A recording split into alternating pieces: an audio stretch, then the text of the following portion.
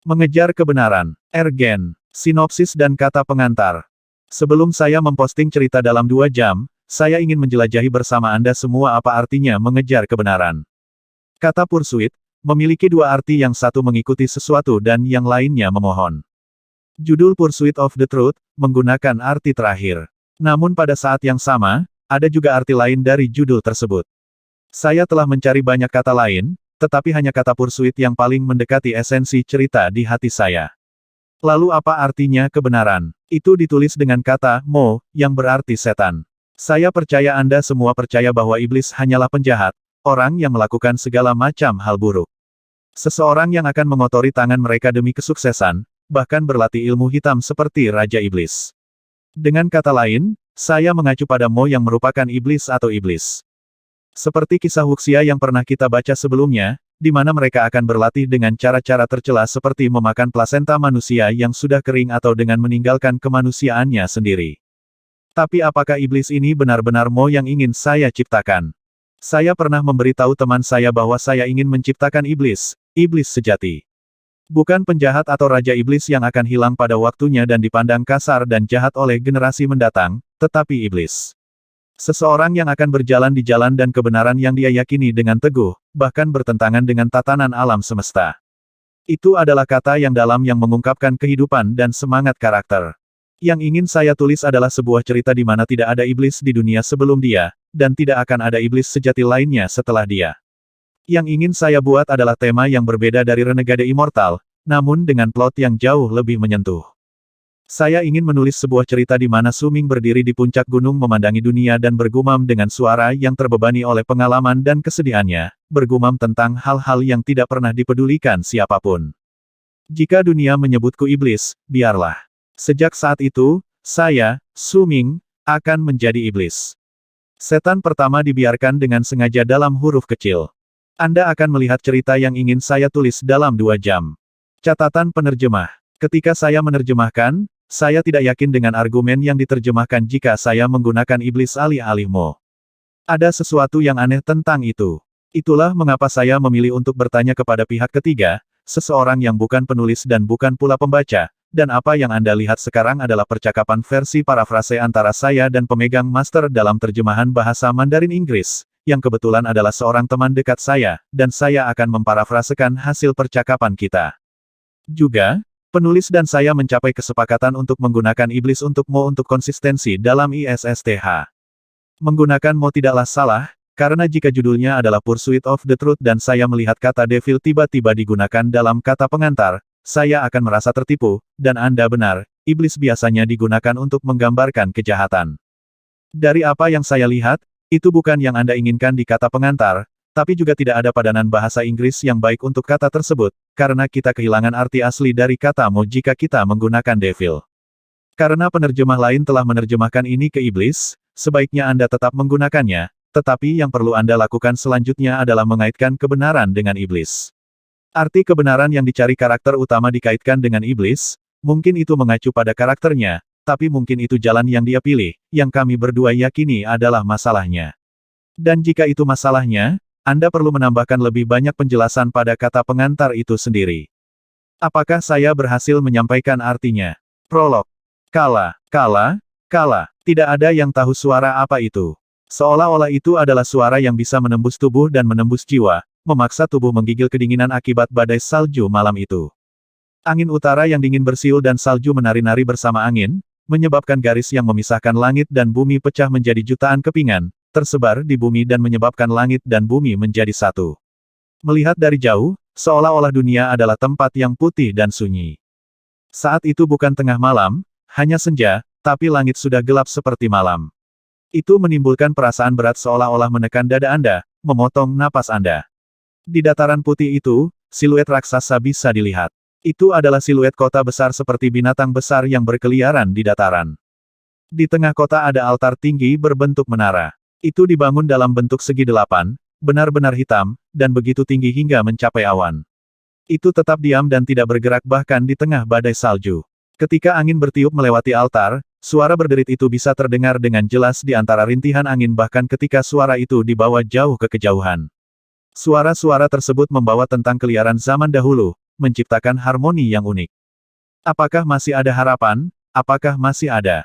Gumaman serak bisa terdengar dari altar, seolah-olah menyatu dengan angin, dan itu hampir tidak bisa dibedakan. Jika masih ada harapan, lalu di mana? Jika tidak ada harapan lalu mengapa Anda membiarkan saya melihatnya? Seolah-olah menjadi gila, pemilik suara itu meraung ke arah surga seolah-olah dia mencurahkan hati dan jiwanya ke dalam jeritan. Berdiri di bawah altar adalah banyak orang yang mengenakan pakaian yang terbuat dari jerami. Mereka berdiri diam, dan jika Anda mengalihkan pandangan Anda lebih jauh, Anda akan melihat bahwa jumlah orang berjumlah puluhan ribu. Pria dan wanita berkumpul dengan padat di sekitar altar. Mereka mungkin tidak bergerak, tetapi ada semacam fanatisme yang dapat dirasakan di antara mereka, seolah-olah mereka akan mengorbankan segalanya jika orang di altar hanya berbicara. Badai salju menjadi lebih berat. Jika kau membiarkanku melihatnya maka pasti ada harapan, tapi di mana itu? Ada sedikit kesedihan dan kesedihan dalam suara parau di altar, dan suara itu bertahan untuk waktu yang lama. Hari ini adalah hari Kaisar kembali, hari gerbang ketiga negeri dibuka, hari badai salju tiba, dan hari semua diciptakan. Aku akan memprediksi hari berserker sekali lagi. Suara itu semakin keras dan dengan beberapa keahlian yang tidak diketahui, warna awan di langit berubah. Kepingan salju yang tak terhitung jumlahnya berhenti di udara, dan segera kembali ke arah mereka datang. Seruan dari segala penjuru berkumpul di satu tempat, membuat langit dan bumi bergemuruh. Tidak ada lagi salju yang turun dari langit. Semua salju berkumpul untuk membentuk naga raksasa. Naga itu segera mengangkat kepalanya dan mengeluarkan raungan tajam saat itu terbentuk. Mereka yang mendengarnya merasakan jantung mereka bergetar, seolah-olah suara itu sendiri dapat memisahkan mereka. Naga salju dengan cepat tertutup oleh darahnya sendiri, mengubahnya menjadi naga berdarah.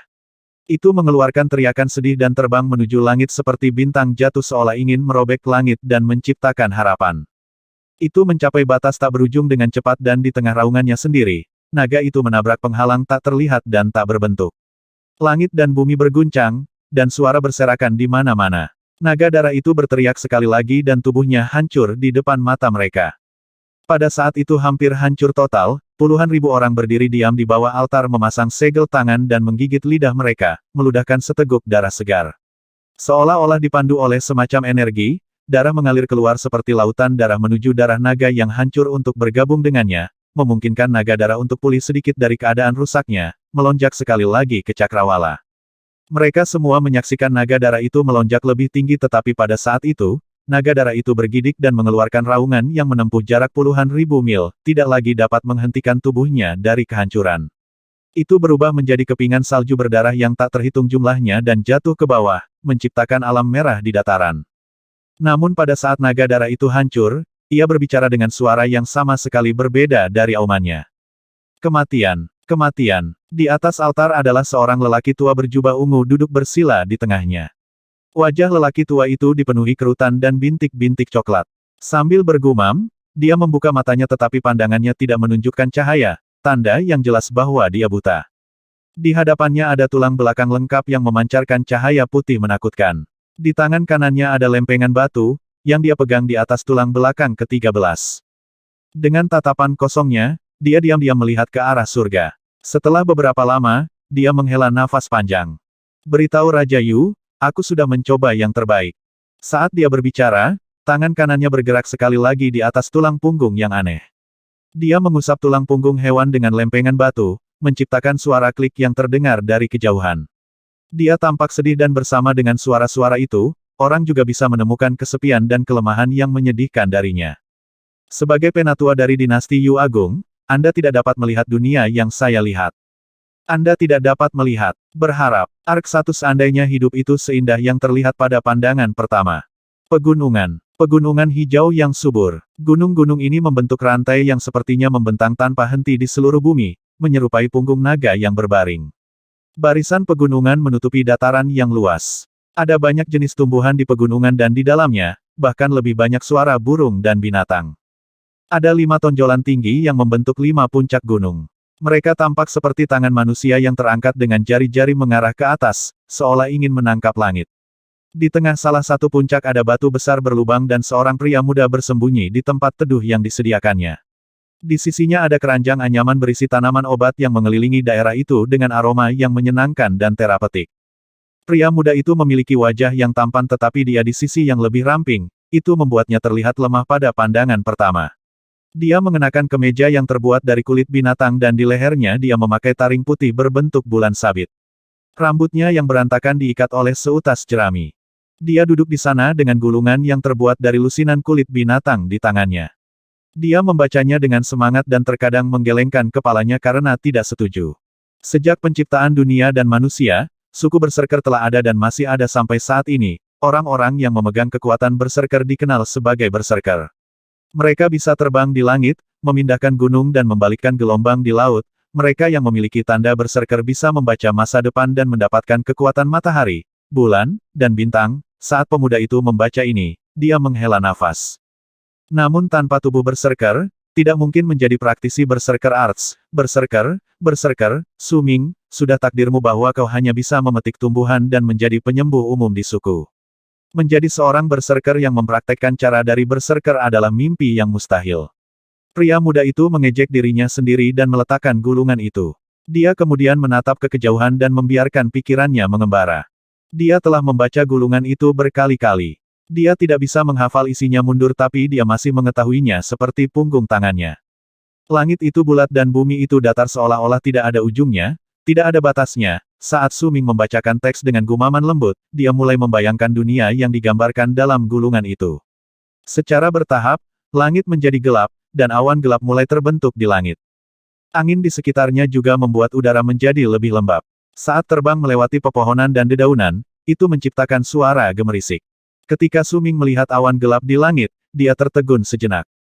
Prediksi Elder menjadi kenyataan. Air liur naga hitam benar-benar bisa ditemukan hari ini. Mata Su Ming menjadi cerah dan dia berdiri dengan cepat, mengumpulkan gulungan itu ke dadanya. Dia meraih keranjang dengan tangan kirinya dan menggantungkannya di punggungnya. Kemudian, dengan gerakan lincah dia berpegangan pada seutas tali dan naik ke puncak gunung. Tubuh lemah pemuda itu menyerang secara eksplosif dengan kekuatan yang kuat. Dia bergerak seperti kera. Hanya dengan beberapa lompatan, dia sudah berhasil menempuh jarak puluhan kaki. Awan gelap di langit tiba seperti ombak dan meraung saat datang. Itu seperti murka para dewa telah diturunkan ke pegunungan. Awan gelap menutupi langit seakan-akan menghubungkan langit dan bumi. Mereka menutupi tanah dalam kegelapan dan mendekati pegunungan dengan cepat. Su Ming mendaki lebih cepat dan tepat saat awan gelap menyebar di atas pegunungan, dia mencapai suatu tempat beberapa puluh kaki jauhnya dari puncak gunung. Sebuah batu berbentuk aneh ada di sana, namun sepertinya itu terbentuk secara alami. Bagian tengah batu itu berlubang dan ada banyak lubang seukuran kepalan tangan di permukaannya. Seolah-olah Raja Piton telah bercokol di pegunungan. Di bawah batu misterius itu ada batu berbentuk seperti taring. Batu itu menakutkan untuk dilihat. Itu aneh dan karena itu adalah tonjolan gunung, itu terlihat seperti tergantung di udara. Sangat sulit untuk memanjat ke atas batu, kecuali jika seseorang dapat terbang. Su Ming memegang tali di tangan kirinya dan dengan tangan kanannya dia mengeluarkan botol kecil dari keranjang. Dia memegangnya di antara giginya dan perlahan mendorong ke depan ke arah berlawanan dari batu misterius itu. Dia bergerak sampai tali yang dia pegang begitu kencang sehingga condong ke arahnya. Dia kemudian meraih ke dinding gunung dan menekan tubuhnya ke sana. Dia mengangkat kepalanya ke atas dan melihat awan gelap di langit. Matanya bersinar dan tubuhnya diam. Setelah beberapa waktu, awan menutupi langit seluruhnya dan guntur bergemuruh. Suaranya sangat bagus, dia pikir dia mungkin sudah tuli. Angin mulai bertiup tanpa ampun, seolah mencoba melemparkan pegunungan dari tanah. Buku jari Su Ming sudah memutih karena memegang gunung di topan tapi, dia tetap tidak bergerak. Kekuatan bersinar dari matanya saat dia terus melihat ke langit. Topan itu semakin kuat dan tanaman di pegunungan ditampar tak berdaya. Suara angin itu mirip dengan raungan binatang besar. Itu membuat banyak cabang patah dan daun mati terbang, menyebabkan seluruh tempat dipenuhi dengan cabang dan dedaunan menari dengan liar di udara. Beberapa cabang yang lebih besar dan bahkan binatang kecil terangkat oleh topan dan kemudian dibuang. Tangisan penderitaan mereka dibungkam oleh suara angin. Su Ming tidak akan bertahan lebih jauh dalam topan itu. Langit benar-benar tertutup awan gelap. Dengan suara guntur, tetesan besar hujan turun dari langit. Pada saat itu, dunia seolah-olah ditutupi oleh tirai air raksasa. Hujan terus turun dan semakin deras dari menit ke menit, tetapi Su Ming memegang erat tali yang basah kuyup dan menahan tubuhnya dengan kuat di dinding gunung. Dia tidak melakukan apapun untuk menghindari basah kuyup oleh hujan dan tetap diam seperti biasa. Matanya tertuju pada batu misterius di atas batu berbentuk taring. Jumlah waktu yang tidak diketahui telah berlalu dan hujan terus bertambah lebat. Dunia dikelilingi oleh hujan dan kabut. Di bawah pembersihan hujan, batu berbentuk taring yang ditatap Su Ming mulai mengeluarkan cairan hitam. Cairan hitam itu menyatu dengan air hujan dan membentuk aliran yang mengalir ke bawah. Ketika Su Ming melihat ini, matanya dipenuhi dengan kegembiraan namun dia tetap diam sampai sekresi cairan hitam perlahan melambat dan akhirnya berubah menjadi warna keemasan yang mengesankan. Su Ming menyipitkan matanya dan tanpa ragu-ragu, dia melepaskan cengkeramannya di dinding gunung. Saat dia meluncur ke bawah, dia mengeluarkan botol di mulutnya dengan tangan kanannya. Tali di tangan kirinya sudah diposisikan secara diagonal untuk memulai. Saat dia melepaskan tembok gunung, seluruh tubuhnya terayun dengan kekuatan tali dengan kecepatan yang menakutkan menuju batu berbentuk taring. Su Ming tiba di sebelah batu berbentuk taring mengambang dengan bantuan tali tepat saat ledakan guntur berikutnya berderak di atas kepalanya. Ini karena kemiringan tali yang tinggi dan keakuratan posisinya. Dengan tangan kirinya, dia memegang tali dan dengan tangan kanannya dia memegang botol. Dia dengan cepat meletakkan botol itu di bawah batu berbentuk taring saat dia mendekatinya. Dalam waktu singkat ketika tali mencapai puncak ayunannya dan memulai perjalanannya kembali, dia berhasil mengisi setengah botol dengan cairan emas. Namun pada saat itu juga, dia mendengar tangisan yang menusuk. Lipan hitam seukuran 4 atau 5 lengan merangkak keluar dari banyak lubang di batu misterius, menerkam dengan ganas ke Su Ming yang masih menggantung. Su Ming bahkan tidak terkejut sedikit pun. Saat kelabang muncul, dia melepaskan cengkeramannya pada tali dan membiarkan tubuhnya jatuh dengan kecepatan yang mengerikan, menghindari serangan kelabang. Xiao Hong. Su Ming jatuh di udara dengan cepat dan tubuhnya menegang saat dia merasakan topan menusuk dengan keras ke tubuhnya seperti bilah tajam. Bahkan jika dia menghindari kelabang, dia masih akan berubah menjadi daging cincang jika dia jatuh ke tanah. Tapi dia tidak takut. Bayangan merah bergegas maju dari tebing di samping menuju tubuh Su Ming yang jatuh dengan seutas tali. Itu meraih Su Ming begitu sampai padanya. Bayangan merah itu adalah monkey kecil berwarna merah. Ia menyeringai dan matanya dipenuhi dengan semangat. Pria dan monkey-nya terjatuh di tebing bersama dengan tali. Itu adalah tebing tempat Su Ming membaca beberapa saat yang lalu. Mata Su Ming akhirnya dipenuhi dengan kegugupan dan dia segera menyingkirkan botol kecil yang dia pegang di tangannya. Xiao Hong, kita harus lari. Kali ini aku minum terlalu banyak air liur naga hitam. Apa itu di tanganmu? Saat Su Ming berbicara, dia melihat sepotong kecil batu hitam di cakar monkey. Tatapan monkey segera menjadi tajam dan menyembunyikan cakarnya di belakang punggungnya, mendesis pada Su Ming.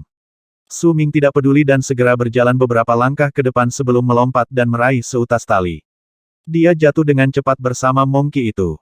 Di belakang mereka, suara jeritan memenuhi langit dan kelabang hitam mengejar saat mereka melaju menuruni dinding gunung. Mereka seperti banyak garis hitam yang jatuh, tanpa henti mengejar duo itu. Monkey merah kecil itu mendesis pada Su Ming dan terus bergerak di tubuhnya. Kadang-kadang, ia akan berbalik untuk melihat kelabang yang mengejar, tatapannya dipenuhi dengan teror dan kemarahan. Ini bukan pertama kalinya kami melarikan diri. Naga hitam itu tidak akan turun gunung jadi, berhentilah berpura-pura. Aturan yang sama, aku akan memberimu setengah dari air liur naga hitam. Meskipun Su Ming melarikan diri dengan kecepatan yang mengesankan, nadanya malas. Begitu dia berbicara, monkey itu segera tersenyum membuatnya jelas hanya berpura-pura. Pria dan monkey itu akrab dengan pegunungan. Untuk beberapa alasan yang tidak diketahui, kelabang tidak akan melakukan perjalanan ke tempat-tempat tertentu tetapi lebih suka mengelilingi mereka.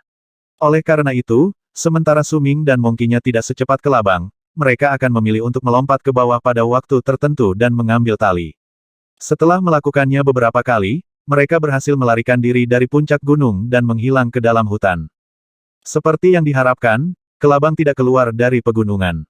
Setelah beberapa kali menangis marah, mereka kembali ke puncak gunung dengan enggan. Awan gelap pergi secepat mereka datang. Setelah beberapa jam, pegunungan kembali normal saat awan gelap pergi untuk menjelajah lebih jauh ke bawah. Su Ming dan monkey berjalan menuju perbatasan hutan. Saat itu, hari sudah malam. Ada bola api redup di kejauhan, semuanya milik suku Su Ming. Aku sudah memberimu bagianmu, kamu masih menginginkan lebih. Su Ming masih basah kuyup saat dia keluar dari hutan tapi dia tidak keberatan. Sebaliknya, dia tersenyum tipis ketika dia melihat monkey mengikutinya dengan mata penuh harap. Monkey ini sangat cerdas. Dia menemukannya secara tidak sengaja 3 tahun lalu ketika dia berkelana ke pegunungan. Mereka bahkan sempat sedikit berkelahi tetapi pada akhirnya mereka menjadi sahabat.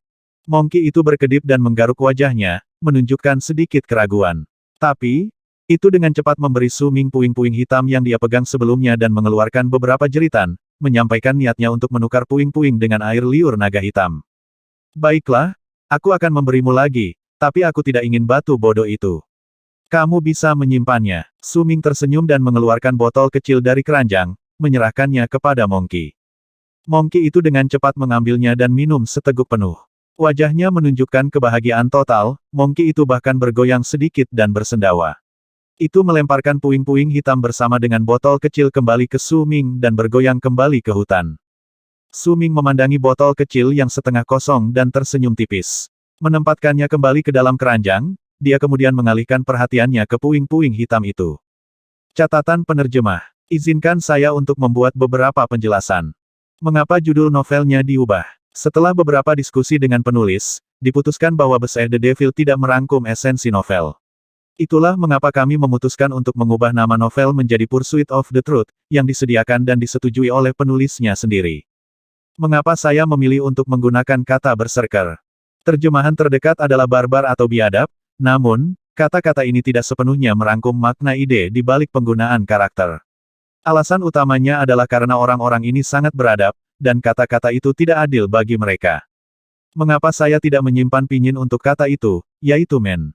Itu karena saya ingin memberi Anda semua kata yang dapat memberi Anda dampak kekuatan latihan dengan segera dan membuat Anda berkata hei, itu obat bius, tidak secara bertahap mengasosiasikan kekuatan dengan kata baru, men.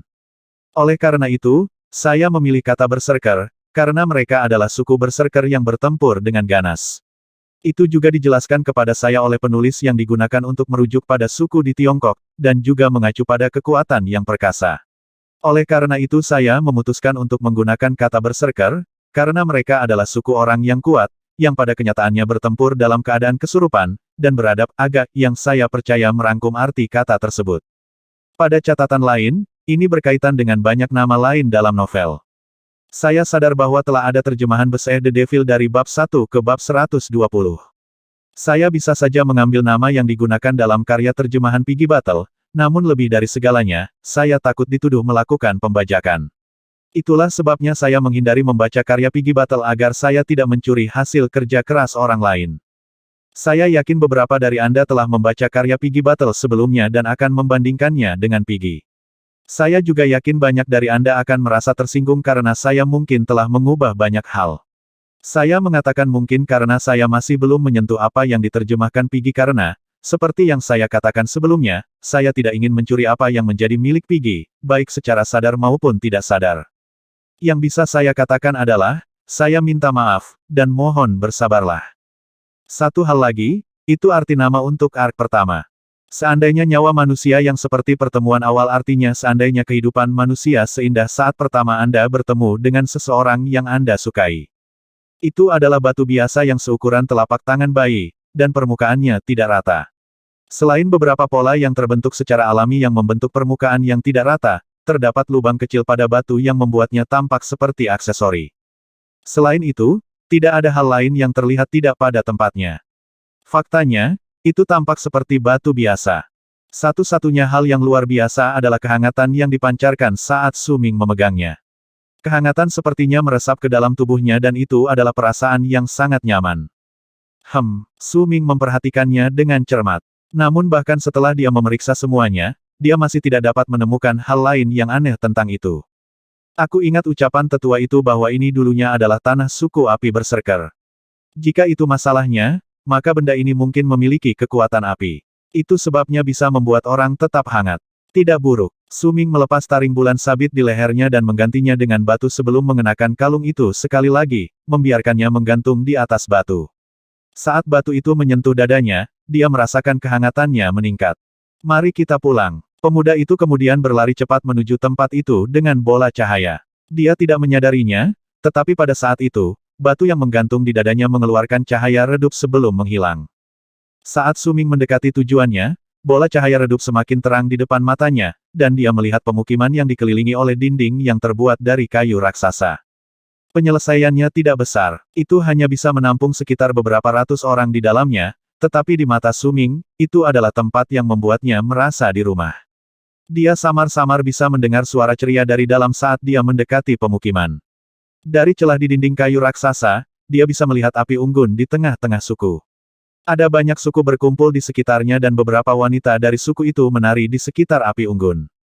Pintu gerbang suku juga dibangun dengan kayu raksasa. Biasanya bila sudah terbuka akan disangga dengan beberapa potong tali. Sekarang, sudah tertutup dan ada beberapa pria kekar berdiri di atasnya mengenakan pakaian yang terbuat dari kulit binatang. Kulit mereka kasar dan ada kalung tulang putih tergantung di leher mereka. Mereka menakutkan untuk dilihat. Mereka juga mengenakan anting-anting yang terbuat dari tulang, dan penampilan mereka secara keseluruhan membuat mereka terlihat menakutkan saat mereka mengamati area tersebut. Ketika mereka melihat Su Ming berlari kembali, orang-orang itu menyeringai. Lasu, sesepuh telah mencarimu sepanjang hari, kenapa kamu keluar begitu larut? Baru saja hujan, apa kau keluar untuk mencuri air liur naga hitam lagi? Tetua sedang mencari saya, lempar talinya, aku punya tangkapan yang cukup bagus kali ini.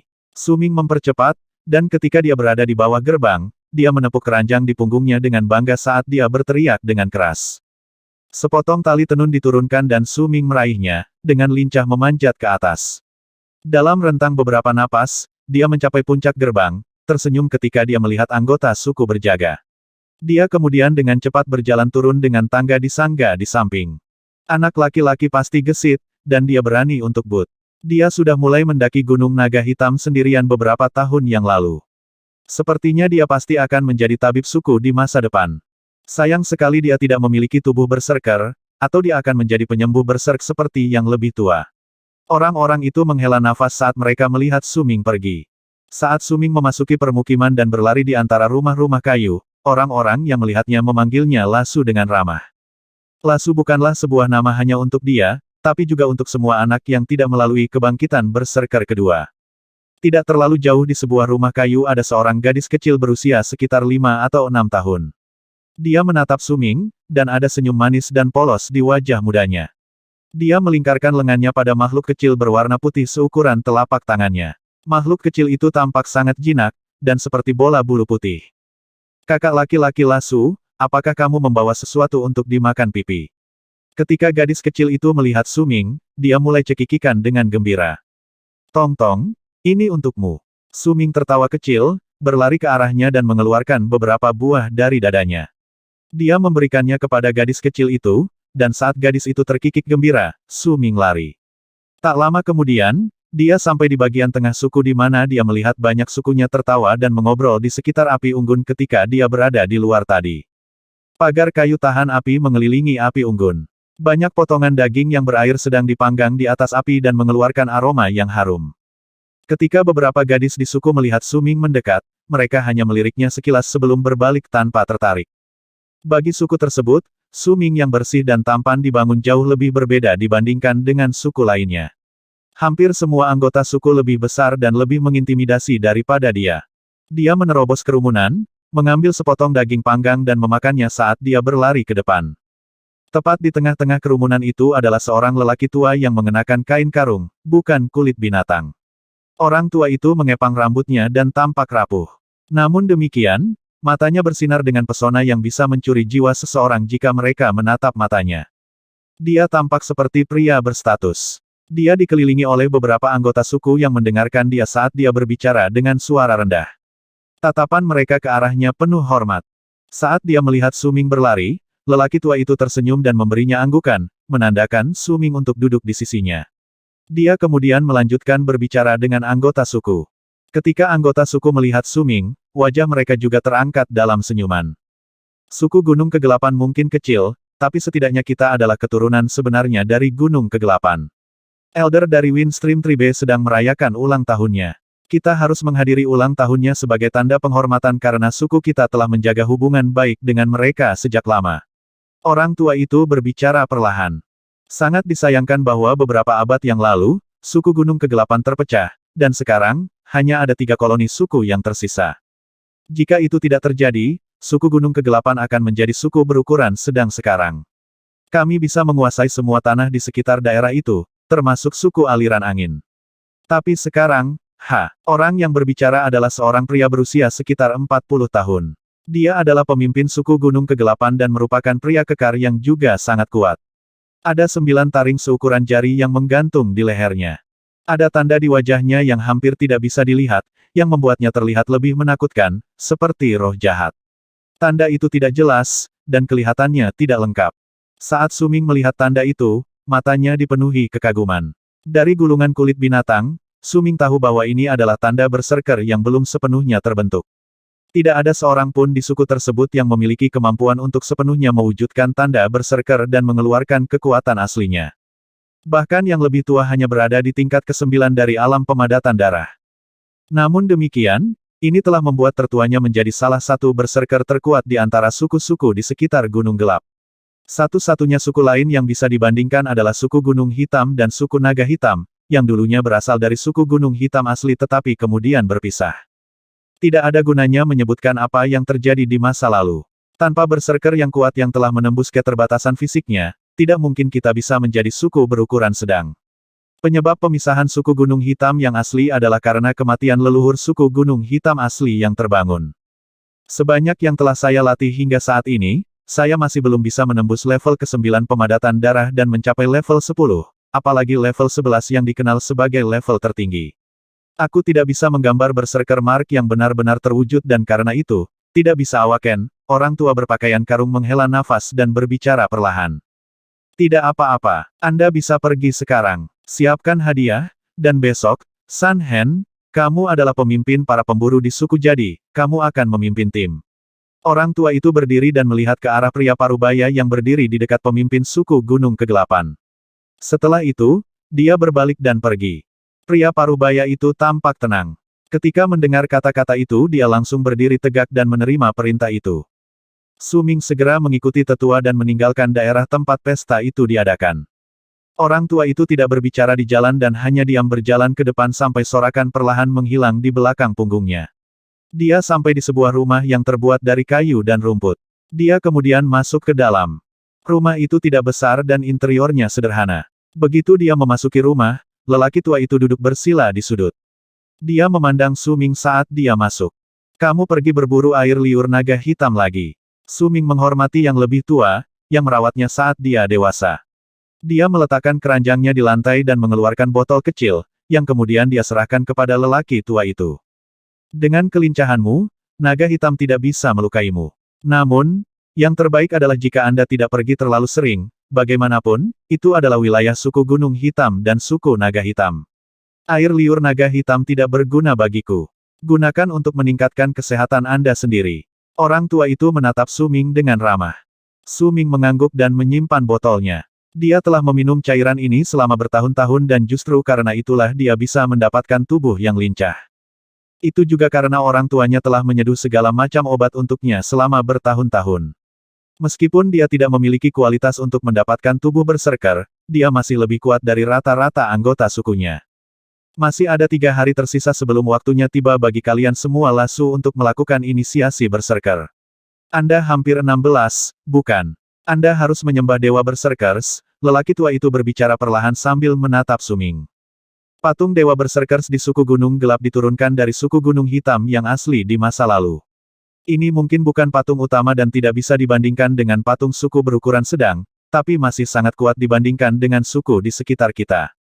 Su Ming terdiam sesaat sebelum menganggukkan kepalanya. Jangan pergi selama beberapa hari ke depan.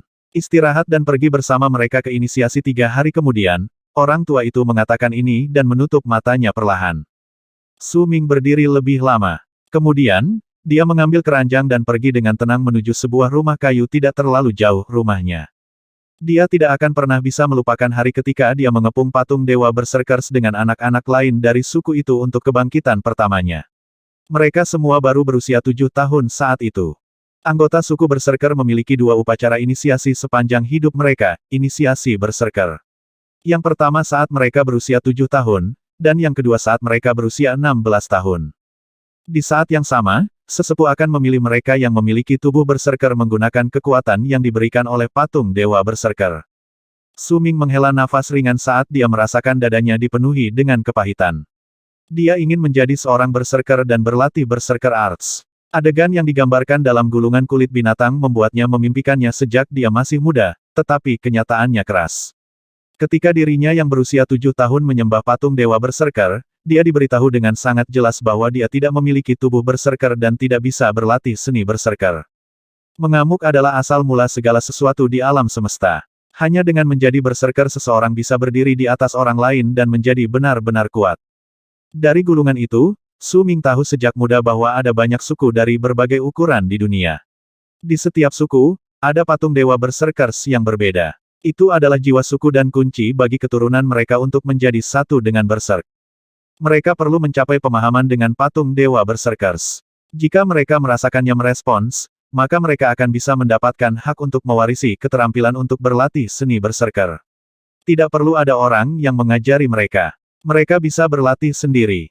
Namun, jika mereka gagal pada usia 7 dan 16 tahun, itu berarti mereka tidak dapat berubah selama sisa hidup mereka.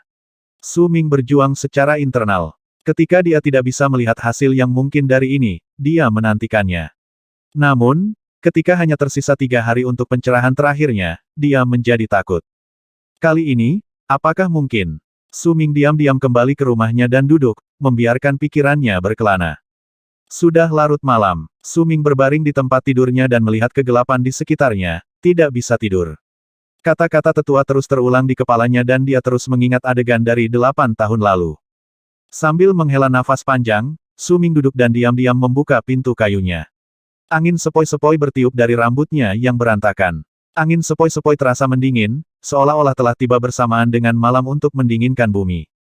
Tenang. Hanya ada beberapa teriakan lembut dari burung dan hewan lain dari gunung gelap, yang terletak di kejauhan. Permukiman itu sebagian besar gelap. Satu-satunya sumber cahaya berasal dari api unggun di tengah suku. Beberapa bara api bertebaran ke udara. Ada juga obor yang dipasang di tembok kayu raksasa di sekitar suku tersebut, yang tampak berderak saat terbakar di malam hari. Su Ming mengangkat kepalanya dan melihat ke langit. Bulan dan bintang-bintang bersinar terang di langit, dan itu adalah pemandangan yang patut dilihat. Sungai bintang sepertinya tidak pernah berakhir, dan secara bertahap menutupi mata Su Ming dengan ketidakpastian. Para anggota suku baik padaku, tapi jelas aku terlihat berbeda dari mereka, mungkin inilah alasan mengapa aku gagal ketika aku menyembah patung Dewa Berserker. Tanpa tubuh Berserker, mustahil bagiku untuk berlatih di Berserker Arts, lalu aku akan terjebak di sini selamanya, tidak bisa pergi, tidak bisa melihat dunia seperti yang digambarkan dalam gulungan kulit binatang. Su Ming duduk dengan tenang di luar dan bersandar di rumahnya. Saat dia melihat ke langit, ketidakpastiannya semakin kuat. Tepat pada saat itu, rengekan merdu bergema di udara dengan lembut. Kesedihan dalam catatan itu sepertinya telah menyatu dengan bulan dan meleleh ke tanah di bawah suku Gunung Gelap. Su Ming mengerutkan kening. Pikirannya yang menyimpang dipatahkan oleh melodi itu, dan dia tahu bahkan tanpa harus berdiri dan melihat bahwa sukunya, Liu Di, sedang memainkan Sun lagi. Liu Di adalah berserker level rendah. Waktu lalu favoritnya adalah memainkan Sun aneh itu. Lagu-lagu dari instrumen itu sangat sedih, dan setiap kali Su Ming mendengarnya, dia akan terpengaruh oleh beberapa tingkat kesedihan, itulah mengapa dia tidak terlalu menyukai lagu-lagu itu. Sejak penciptaan dunia dan manusia, suku berserker telah ada dan masih ada sampai saat ini, orang-orang yang memegang kekuatan berserker dikenal sebagai berserker. Mereka bisa terbang di langit, memindahkan gunung dan membalikkan gelombang di laut. Mereka yang memiliki tanda berserker bisa membaca masa depan dan mendapatkan kekuatan matahari, bulan, dan bintang. Pemuda itu memandang ke langit dan bergumam dengan lembut saat dia duduk di sudut di Dark Mountain Tribe malam itu. Pada saat itu, dia tidak menyadari bahwa batu hitam yang tergantung di lehernya memancarkan cahaya redup sekali lagi. Waktu berlalu dengan cepat dan hari ketiga pun tiba. Karena hari itu adalah hari inisiasi Lasus di suku Gunung Gelap, seluruh suku disibukkan dengan aktivitas pagi itu. Hampir semua anggota suku keluar dengan Lasus mereka dan berkumpul di alun-alun. Diperlukan 1 hari penuh untuk ritual Berserker Initiation, terutama untuk Lasus yang berusia 16 tahun. Itu seperti upacara kedewasaan. Lasus yang telah menyelesaikan Berserkers Initiation bahkan bisa memilih partner mereka sendiri pada hari ini. Gendang drum dengan pola ritme yang aneh bergema di suku tersebut. Didukung oleh drum roll, Lasus melangkah maju dari kerumunan dan berdiri di tengah. Ada sekitar 30 orang yang berpartisipasi dalam Berserkers Initiation kali ini. Kebanyakan dari mereka adalah remaja. Meskipun mereka masih muda, tubuh mereka kuat dan berotot, dan mereka memancarkan aura ketangguhan. Bahkan gadis-gadis itu memiliki tubuh yang mirip dengan pria. Oleh karena itu, Su Ming sangat menarik perhatian di antara kerumunan. Dia tampak bersih dan tampan, tambahan yang aneh untuk lingkungannya. Meski begitu, orang-orang di sana sudah lama menerima Su Ming. Meskipun dia terlihat berbeda dari yang lain, mereka tidak mengucilkannya tetapi menerimanya sebagai bagian dari suku. Begitu mereka mengepung Lasus yang siap untuk ikut serta dalam inisiasi, suku Gunung Gelap menampilkan tarian tradisional sebagai tanda penyembahan ke surga. Dengan melakukan itu, mereka menggunakan tubuh mereka untuk menyampaikan rasa hormat dan pengorbanan mereka ke langit dan bumi. Su Ming, aku mendengar dari yang lain bahwa kamu juga pergi ke Gunung Naga Hitam dan bahkan mendapatkan air liur naga hitam. Suara yang baik terdengar dari sisi Su Ming di tengah sorak-sorai dari anggota suku menari mereka. Itu adalah pria muda seusia dengan Su Ming. Kulitnya kasar dan dia bertubuh besar, hampir 2 kali ukuran Su Ming. Matanya cerah dan dia tersenyum kekanak-kanakan saat dia melihat Su Ming. Su Ming tersenyum lemah saat dia melihat pria muda yang berbicara dengannya. Nama pemuda itu Lei Chen. Dia adalah salah satu dari sedikit teman dekatnya di suku tersebut. Aku membawa kembali. Aku pergi mencarimu kemarin tapi ayahmu bilang kau pergi bersama tim berburu ke pegunungan. Setelah upacara inisiasi berakhir, datanglah ke tempat saya dan dapatkan beberapa. Lei Chen bersinar cerah dan bergerak ke arahnya, senyum kekanak-kanakan masih terlihat di wajahnya. Aku bisa saja kembali lebih awal, tapi kami bertemu rusa cerpelai dalam perjalanan pulang. Saya ingat Anda mengatakan bahwa Anda membutuhkan darah rusa cerpelai untuk obat Anda jadi saya mengikutinya. Itu sebabnya saya kembali terlambat. Su Ming tahu bahwa sementara temannya berbicara tentang pertemuan itu seperti itu bukan masalah besar, rusa cerpelai sangat sulit dibunuh dan sangat berbahaya. Makanya, dia merasa terharu ketika mendengar kata-kata temannya. Saat mereka berdua berbicara, sorak-sorai di sekitar mereka berangsur-angsur menjadi sunyi dan kerumunan memberi jalan bagi yang lebih tua. Penatua mengenakan kain karung dan memegang tongkat hitam yang terbuat dari tulang di tangannya. Dia berjalan menuju para remaja saat dia dikawal oleh beberapa anggota suku. Penampilannya membawa keheningan. Para remaja memandangnya dengan hormat, jelas takut pada pria itu. Tawarkan pengorbanan kepada leluhur berserker kita. Mata kakeknya berbinar saat dia melihat orang-orang yang berkumpul di sekitarnya, tatapannya berhenti sejenak pada Su Ming. Saat dia berbicara, dia melambaikan tongkat hitam di tangan kanannya. Segera, beberapa pria bertubuh tegap melangkah maju dari dalam kerumunan. Masing-masing membawa serta seekor binatang buas yang diikat di bahu mereka. Binatang buas itu masih hidup dan berteriak dengan marah. Mereka berjuang keras tetapi tidak berhasil. Ada 49 jenis binatang buas dan mereka semua diangkat beberapa saat kemudian untuk ditempatkan di sekitar para remaja. Tangisan mereka bergema di seluruh pemukiman, dan tangisan mereka terdengar seperti mereka memiliki kekuatan untuk menembus jiwa. Namun, mereka dikelilingi oleh suku dari suku Gunung Kegelapan. Mereka ditekan, sehingga tidak mungkin bagi mereka untuk membebaskan diri. Orang-orang yang berdiri di dekat binatang itu tidak ragu-ragu. Mereka semua menundukkan kepala pada saat yang sama dan mengeluarkan pisau batu tajam di tangan kiri mereka. Mereka kemudian menikam leher binatang itu, memotong kepala mereka dalam prosesnya. Tangisan mereka dipotong tiba-tiba saat mereka dipenggal. Itu adalah pemandangan yang mengejutkan dan itu membuat beberapa Lasus yang mengambil bagian dalam ritual menjadi pucat ketakutan. Su Ming juga terlihat pucat tapi dia menggigit bibirnya dan menembusnya. Dia melirik Lei Chen dan melihat bahwa mata temannya dipenuhi dengan kilatan menakutkan yang berteriak meminta darah seolah-olah dia sudah terbiasa atau bahkan menikmatinya. Dia tampak sangat berbeda dari orang baik hati yang diajak bicara Su Ming sebelumnya. Lebih banyak darah segar tumpah seperti air mancur dan memenuhi udara dengan bau busuk. Darah berceceran di Lasus, di rambut, tubuh, dan tanah di bawah kaki mereka. Anda beruntung karena tidak ada lagi perang antar suku. Tapi di saat yang sama, kamu sangat disayangkan. Penatua memandang remaja yang berdiri di hadapannya dan berbicara dengan lembut. Ketika saya masih muda dan menjalani inisiasi saya harus memenggal kepala salah satu musuh kita dan meminum darah mereka untuk menyelesaikan inisiasi berserker saya. Dibandingkan dengan saat ini, kamu beruntung, tetapi kamu juga tidak beruntung karena kamu hanya melihat darah binatang buas dan tidak pernah menyentuh kepala musuhmu. Orang tua itu bergumam dan melihat ke arah Lasus sebelum mengangkat tongkat tulang di tangannya, tangan kanan dan menunjuk ke depan. Dia mengangkat tangan kirinya, yang mengepal dan membukanya. Segera, hembusan aura yang kuat meledak dari tubuhnya. Aura mengelilingi mereka dan membentuk hembusan angin kuat yang mengelilingi seluruh suku Gunung Kegelapan. Tanda terwujud di wajah sesepuh, yang kemudian terjalin satu sama lain dan membentuk gambar yang tampak seperti ular piton. Piton itu tampak seperti hidup dan nyata. Itu muncul di wajah tetua dalam bentuk ilusi, mengangkat kepalanya dan meraung ke langit.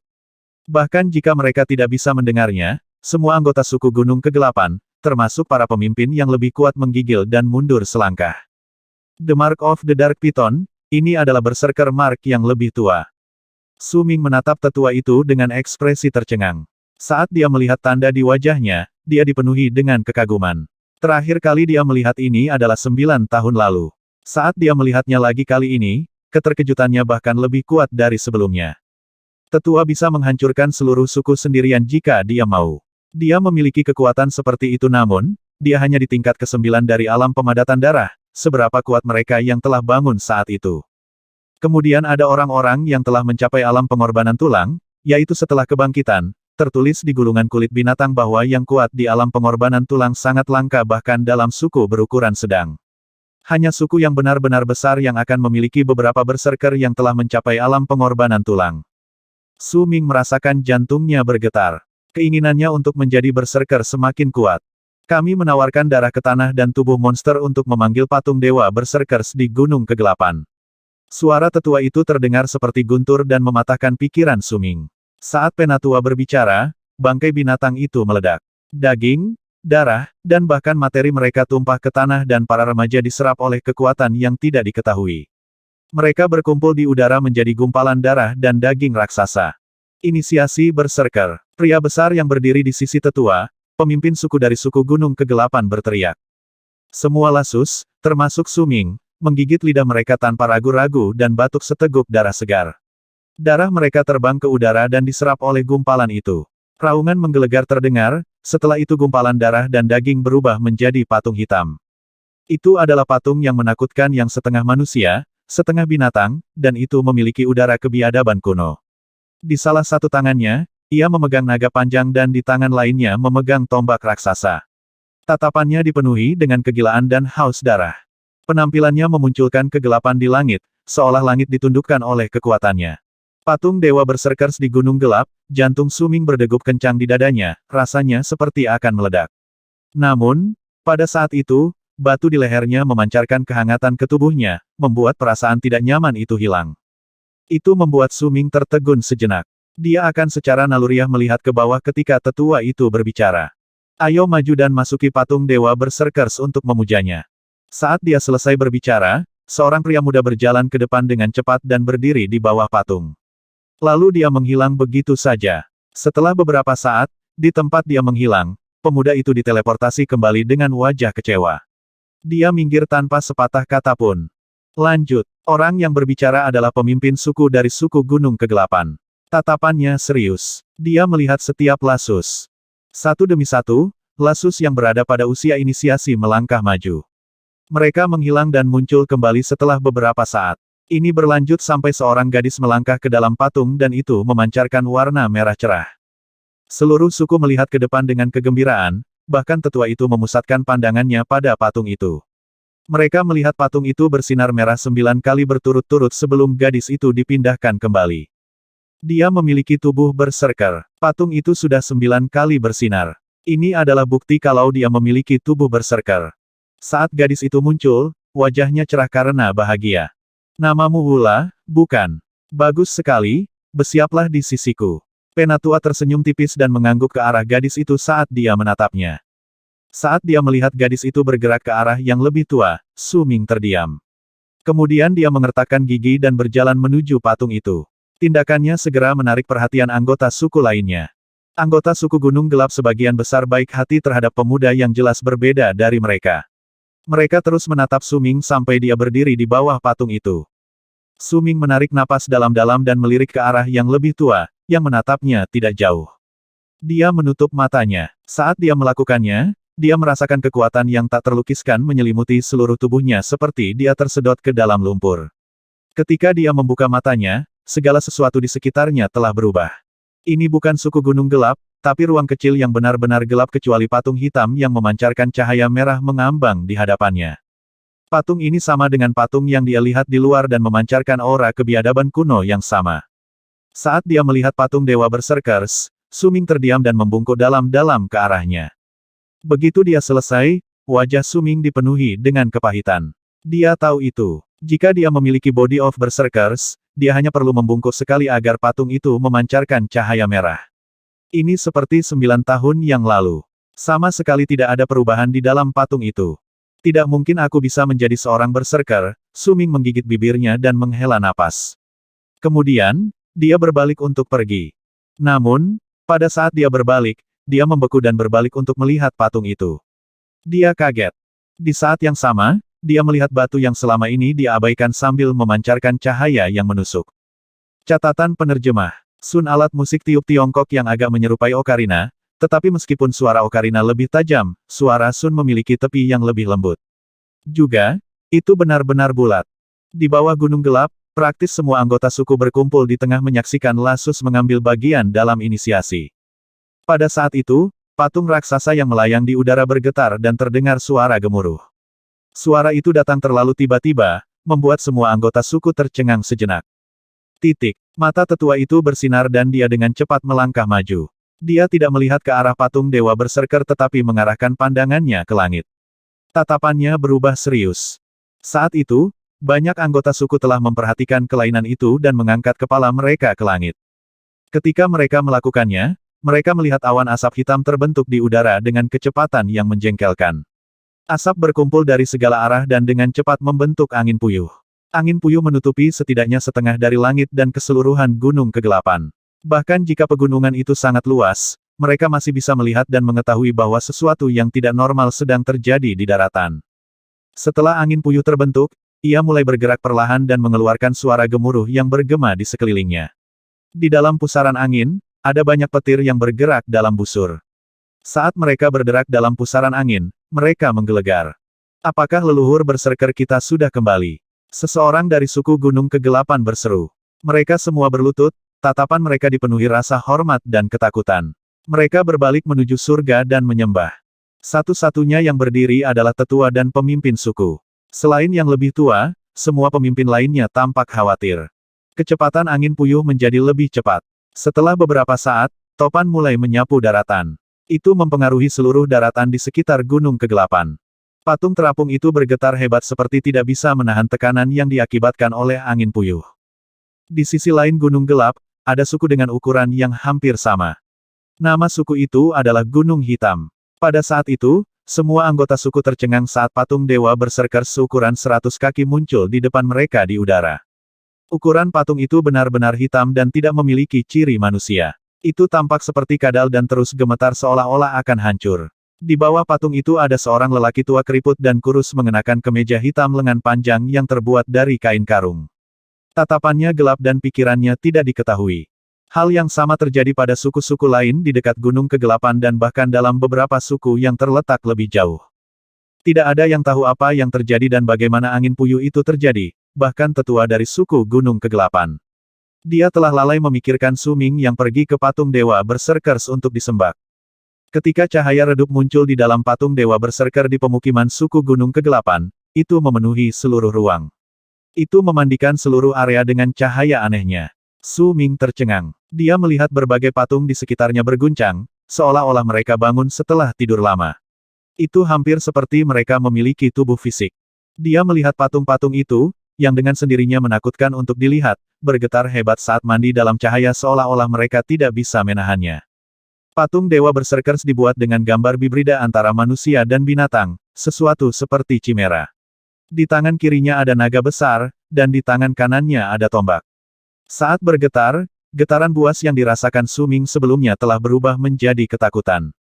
Su Ming bertanya-tanya apakah dia sedang membayangkannya. Pikiran Su Ming kosong. Dia tidak tahu apa yang sedang terjadi dan dia tidak tahu harus berbuat apa. Dia hanya berdiri di sana, tertegun. Seluruh tubuhnya juga tertutup cahaya yang dipancarkan dari serpihan puing di lehernya. Itu membuatnya tampak seperti menyatu dengan ruang. Saat cahayanya semakin terang, dunia di dalam patung Dewa Berserkers menjadi benar-benar tercemar oleh warna dari puing-puing. Su Ming merasakan sesuatu pecah di kepalanya. Seolah-olah penghalang baru saja dihancurkan oleh kekuatan tak terlihat. Itu menyebabkan tubuhnya gemetar dan di kepalanya, dia melihat gambar yang aneh. Itu adalah dataran yang sangat luas. Su Ming melihat ke bawah dari tempatnya berada di udara. Apa yang dia lihat adalah ratusan demi ribuan orang muncul di darat. Dia tidak bisa melihat akhir dari kerumunan itu. Sepertinya tidak ada akhirnya. Di mana ini? Su Ming bergumam. Adegan ini benar-benar mengejutkannya dan membuatnya tidak mampu berpikir. Orang-orang itu dibagi menjadi dua kelompok. Mereka semua berlutut di tanah dan mengangkat tangan mereka untuk menyembah surga. Ada juga suara drum sunyi bergemuruh di udara. Itu membentuk melodi yang seakan beresonasi dengan jiwa dan memikat semua orang yang mendengarkan. Di sekitar Su Ming ada ratusan patung raksasa dewa berserkers. Setiap patung memiliki keunikan tersendiri dan semuanya memancarkan aura kebiadaban kuno. Tubuh mereka tampaknya terbuat dari daging seperti mereka memiliki kehidupan. Mereka juga berlutut dengan satu kaki dan mengangkat tangan untuk menyembah ke langit. Su Ming mengangkat kepalanya dan dia melihat. Di titik tertinggi langit ada dua orang yang hanya bisa disebut puncak kemanusiaan. Su Ming tidak bisa melihat wajah mereka tetapi hanya dengan satu pandangan, dia mengira dia sedang melihat kemuliaan surga, dan dia hanyalah seekor semut di bawah kaki mereka. Mereka seperti dewa sungguhan. Salah satunya berambut panjang ungu. Dia mengangkat tangan kanannya dan melambaikannya ke langit. Dunia segera mengalami perubahan. Dalam sekejap, siang menjadi malam dan bintang-bintang bersinar terang di langit. Saat orang itu melambaikan tangannya, bintang-bintang sepertinya tertarik oleh suatu kekuatan dan jatuh dari langit. Mereka berkumpul di sisi orang berambut ungu dan membentuk sungai bintang. Pria itu menunjuk ke arah dengan tangan kanannya dan sungai bintang membuat ledakan dahsyat sebelum melaju ke arah musuh mereka. Pemandangan itu mirip dengan surga yang runtuh dan kekuatan seluruh langit dimiliki oleh satu orang. Pria berbaju ungu itu tiba-tiba menurunkan pandangannya selama ledakan, dan saat dia melihat ke kerumunan, matanya terkunci dengan mata Su Ming. Su Ming bisa merasakan pikirannya diserang. Ada kekuatan besar yang mendorongnya keluar, dan dia diusir dari dunia yang tampak seperti ilusi. Su Ming gemetar, pandangannya tertutup kegelapan. Setelah beberapa lama, dia sadar kembali dan menemukan dirinya masih di dalam patung dewa berserkers. Tidak ada cahaya di sekelilingnya dan sepertinya itu semua hanya dalam imajinasinya. Napas Su Ming cepat dan dangkal. Seluruh tubuhnya basah oleh keringat. Dia melihat puing-puing yang tergantung di lehernya. Itu masih hitam dan memancarkan sedikit kehangatan tapi tidak ada hal lain yang aneh tentang itu. Apakah itu ilusi, atau ingatan patung? Tadi, itu seperti tulisan di gulungan. Itulah kekuatan untuk mengendalikan bintang dan langit. Setelah beberapa lama, Su Ming terbebas dari keterkejutannya. Tatapannya dipenuhi ketidakpastian dan pikirannya kacau balau. Dia terdiam beberapa saat, kemudian dia bangkit dan membungkuk sekali lagi ke arah patung itu, bersiap untuk pergi. Namun saat dia akan membungkuk, dia mendengar suara retakan di depannya. Dia melihat retakan kecil di wajah patung itu, yang sepertinya tumbuh saat Su Ming menurunkan punggungnya lebih jauh. Patung itu memberi kesan bahwa ia tidak tahan terhadap Su Ming yang membungkuk padanya. Seolah-olah Su Ming sujud dan menyembahnya, patung itu akan pecah. Su Ming menarik napas tajam melihat pemandangan aneh ini. Dia tidak meragukannya. Apa yang dia lihat bukanlah ilusi. Saat patung itu retak, ada suara gumaman rendah bergema di kepalanya. Gumaman rendah itu membuat mata Su Ming berbinar dalam ekstasi. Suara inilah yang dia harapkan cara berlatih berserker arts bagi mereka yang telah mencapai alam pemadatan darah. Tidak mungkin untuk diturunkan melalui tradisi lisan. Satu-satunya cara adalah dengan mendapatkannya dari patung dewa berserkers. Oleh karena itu, keberadaan patung semacam itu sangat penting bagi suatu suku karena dikaitkan dengan kelangsungan hidup suku tersebut. Ketika gumaman rendah menghilang, tubuh Su Ming juga menghilang dari dalam patung dan muncul kembali di tengah-tengah suku gunung gelap. Ketika dia muncul, dia melihat semua sukunya termasuk sesepuh mengangkat kepala mereka ke langit. Dia merasakan jantungnya berdebar kencang di dadanya dan dia mengikuti pandangan mereka ke atas. Angin puyuh raksasa masih berputar-putar, mengeluarkan suara gemuruh rendah. Su Ming, datanglah ke sisiku. Su Ming mendengar suara tetua di dekatnya. Dia takut. Dia bisa merasakan ketidaknormalan di udara dan dia tahu itu ada hubungannya dengan potongan puing yang tergantung di lehernya. Namun, dia tidak berani mengatakannya dengan lantang. Dia berjalan menuju tetua dengan gentar dan berdiri di belakangnya. Tak lama kemudian, pemandangan di langit berangsur-angsur menghilang dan kembali normal. Tidak ada yang bertanya apakah Su Ming berhasil karena tidak ada cahaya dari gilirannya, yang hanya bisa berarti kegagalan. Lasus yang tersisa memasuki patung untuk menyembah sekali lagi segera setelah langit kembali normal. Ketika semuanya selesai, dua anak diketahui memiliki tubuh berserker pada usia 16 tahun selama ritual inisiasi itu. Kedua anak itu dibawa pergi oleh yang lebih tua karena mereka akan menjadi anggota penting suku. Mereka akan belajar tentang berbagai pengalaman saat berlatih di cara para berserkers. Lasus lainnya pergi dengan kecewa. Su Ming kembali dalam diam tetapi jantungnya berdebar semakin cepat. Dia ingin memberitahu sesepuh segalanya tapi di suatu tempat di benaknya dia tahu bahwa ini masalah yang terlalu serius untuk didiskusikan. Terutama karena patung dewa berserker setelah retak karena ini. Su Ming masuk ke rumahnya sambil memikirkannya. Penatua memandang punggung Su Ming dari jauh, bingung. Su Ming segera kembali ke rumahnya dan duduk di tempat tidur kayunya. Dia melihat puing-puing hitam dan tidak rata di dadanya, tatapannya tidak pasti. Setelah beberapa saat, dia mengulurkan tangan untuk melepas kalung itu tetapi dia ragu-ragu. Dia bangkit dan memblokir pintu dengan balok kayu. Jika ada yang memutuskan untuk masuk, dia akan tahu dan punya waktu untuk bersiap. Setelah itu, dia duduk dan memegang puing-puing di tangannya, mengamatinya dengan cermat. Apa batu ini? Xiao Hong menemukannya, jadi mungkin karena anginnya terlalu kencang dan itu terungkap setelah semua daun tertiup angin. Lalu Xiao Hong mengambilnya. Jantung Su Ming berdebar kencang di dadanya. Dia merasa dia baru saja mendapatkan sepotong harta karun. Bahkan patung dewa berserker retak di depannya. Aku ingin tahu dari mana Xiao Hong mendapatkan ini. Apakah masih ada lagi? Su Ming menjilat bibirnya, matanya dipenuhi kegembiraan. Aku tidak memiliki tubuh berserker dan tidak bisa mewarisi cara berlatih berserker arts tapi benda ini membuatku bisa mendapatkannya. Su Ming menarik napas dalam-dalam dan memadamkan kegembiraannya. Kemudian, dia memfokuskan semua energinya pada potongan puing. Waktu berlalu dan Su Ming menjadi lelah. Dia memegang puing-puing di tangannya dan tertidur di tempat tidurnya. Potongan puing mulai memancarkan cahaya redup sekali lagi. Saudara, saudara, suara rapuh yang memiliki nada unik bergema dalam mimpi Su Ming. Saudaraku, apakah kamu mendengarkan? Saudara, saudaraku, aku menunggumu, suara itu lelah seolah-olah memanggil untuk selama-lamanya. Itu menjadi lebih lemah dan suaranya perlahan menghilang. Saat suara itu semakin lemah, Su Ming merasakan sakit yang menyayat hati dalam mimpinya. Seolah-olah sesuatu yang paling penting baginya menghilang bersama suara itu. Perasaan itu membuatnya terbangun dari tidurnya. Su Ming merasa kedinginan. Dia basah kuyup oleh keringatnya. Wajahnya pucat dan dia terengah-engah. Dia melihat sekelilingnya dan mulai tenang ketika dia melihat bahwa dia dikelilingi oleh pemandangan yang familiar. Saat itu tengah malam, dia bisa mendengar suara burung dan binatang dari jauh.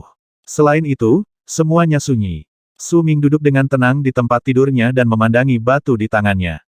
Dia tampak ragu-ragu. Mimpi barusan itu aneh, aku juga tidak lelah tapi aku tertidur saat mengamati batu itu. Mimpi itu, suara itu. Wajah Su Ming dipenuhi ketidakpastian. Dia jarang bermimpi dan dia pasti tidak pernah bermimpi tentang hal seperti itu sebelumnya. Namun entah kenapa, suara gadis itu terdengar tidak asing. Semua ini pasti terkait dengan hal ini. Su Ming menurunkan pandangannya dan melihat dengan hati-hati ke batu di tangannya menggunakan cahaya bulan sebagai sumber cahayanya. Dia mengerutkan kening. Apa ini? Dia ragu-ragu sejenak dan kemudian menggigit jarinya. Menurut gulungan itu, sebagian besar harta di dunia hanya bisa diaktifkan dengan darah. Sampai saat itu, Su Ming belum pernah melihat harta karun seperti itu sebelumnya. Batu itu adalah satu-satunya yang pernah dilihatnya. Saat darah dari jarinya jatuh di atas batu, Su Ming mulai melihatnya dengan penuh harap. Namun setelah sekian lama, tidak terjadi apa-apa. Tidak ada tanda-tanda darah diserap juga. Su Ming menggaruk kepalanya, tapi dia keras kepala. Dia bangkit dan menggunakan segala macam metode, baik itu menggigit batu dengan giginya, mencoba memisahkannya dengan tangannya, dan bahkan merendamnya dalam air.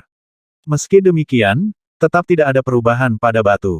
Hari sudah hampir fajar. Su Ming memegang batu di tangannya dan pikirannya berkelana. Waktu berlalu dan pagi pun tiba. Saat matahari terbit, Su Ming mendapat ide. Ketika saya meletakkannya di dada saya merasakan semacam panas darinya. Mungkin, ini mungkin gunanya. Su Ming meletakkan batu itu sekali lagi di lehernya tanpa ragu-ragu, membiarkannya menggantung di dekat dadanya. Gelombang kehangatan menyebar dan merembes ke tubuh Su Ming. Kehangatan itu menjalar ke seluruh tubuhnya, menyelimuti seluruh tubuhnya dengan perasaan nyaman. Dia menarik napas dalam-dalam, dan dalam pikirannya, Su Ming melihat metode untuk berlatih berserker arts yang dia peroleh dari patung itu. Mengamuk adalah asal mula semua hal di dunia. Sekarang, Su Ming telah memperoleh metode untuk berlatih di ranah pertama Berserker Arts, metode untuk berlatih di alam pemadatan darah. Su Ming tahu dari gulungan itu bahwa sejak zaman kuno, ketika leluhur Berserker mereka menciptakan langit dan bumi, semua manusia memiliki kemampuan yang luar biasa. Namun seiring berjalannya waktu, suku Berserker menjadi legenda. Mereka tidak lagi seperti sebelumnya. Mereka semua menjadi orang biasa. Metode untuk melatih Berserker Arts juga diturunkan dari zaman kuno, tapi telah dimodifikasi agar sesuai dengan Berserker Tribes saat ini. Alam pertama, alam pemadatan darah dibagi menjadi 11 level. Itu memungkinkan para praktisi untuk mengaktifkan Berserker Blood yang mereka warisi dari leluhur mereka dan memperkuatnya. Kekuatan patung Dewa Berserkers pada kenyataannya digunakan untuk mencari mereka yang mewarisi darah Berserker yang lebih padat dari nenek moyang mereka, dan orang-orang ini dianggap memiliki tubuh Berserker. Hanya mereka yang bisa terus berjalan dan menyusuri jalur Berserkers. Anggota suku yang normal tidak akan dikenali oleh patung itu karena darah mereka encer dengan Berserker Blood. Itulah mengapa mereka tidak memiliki hak untuk menjadi Berserker. Itu juga mengapa ketika mereka menyembah patung Dewa Berserker, mereka tidak akan mendapatkan cara untuk berlatih seni Berserker. Namun, Su Ming istimewa. Dia mungkin tidak memiliki Berserker Body, tapi karena batu misterius ini, dia mendapatkan cara untuk berlatih Berserker Arts. Berserker Arts adalah sesuatu yang sulit untuk diturunkan bahkan melalui tradisi lisan, dan itu adalah sesuatu yang hanya mungkin dilakukan oleh suku yang memiliki patung Dewa Berserkers. Fokuskan dan perkuat Berserker Blood di pembuluh darahmu dan kamu akan membangunkan darahnya. Gambarkan Berserker Mark unik milikmu untuk Awaken. Su Ming bergumam dengan matanya yang bersinar cerah. Dia duduk bersila dan mengambil napas dalam-dalam beberapa kali. Dia menutup matanya perlahan. Setelah itu, dia secara bertahap membenamkan dirinya dalam metode pelatihan yang dia peroleh. Segera setelah itu, matahari telah terbit sampai ke puncak langit. Asap terlihat, menandakan api unggun dinyalakan di suku tersebut. Suku itu mulai sibuk dengan aktivitas.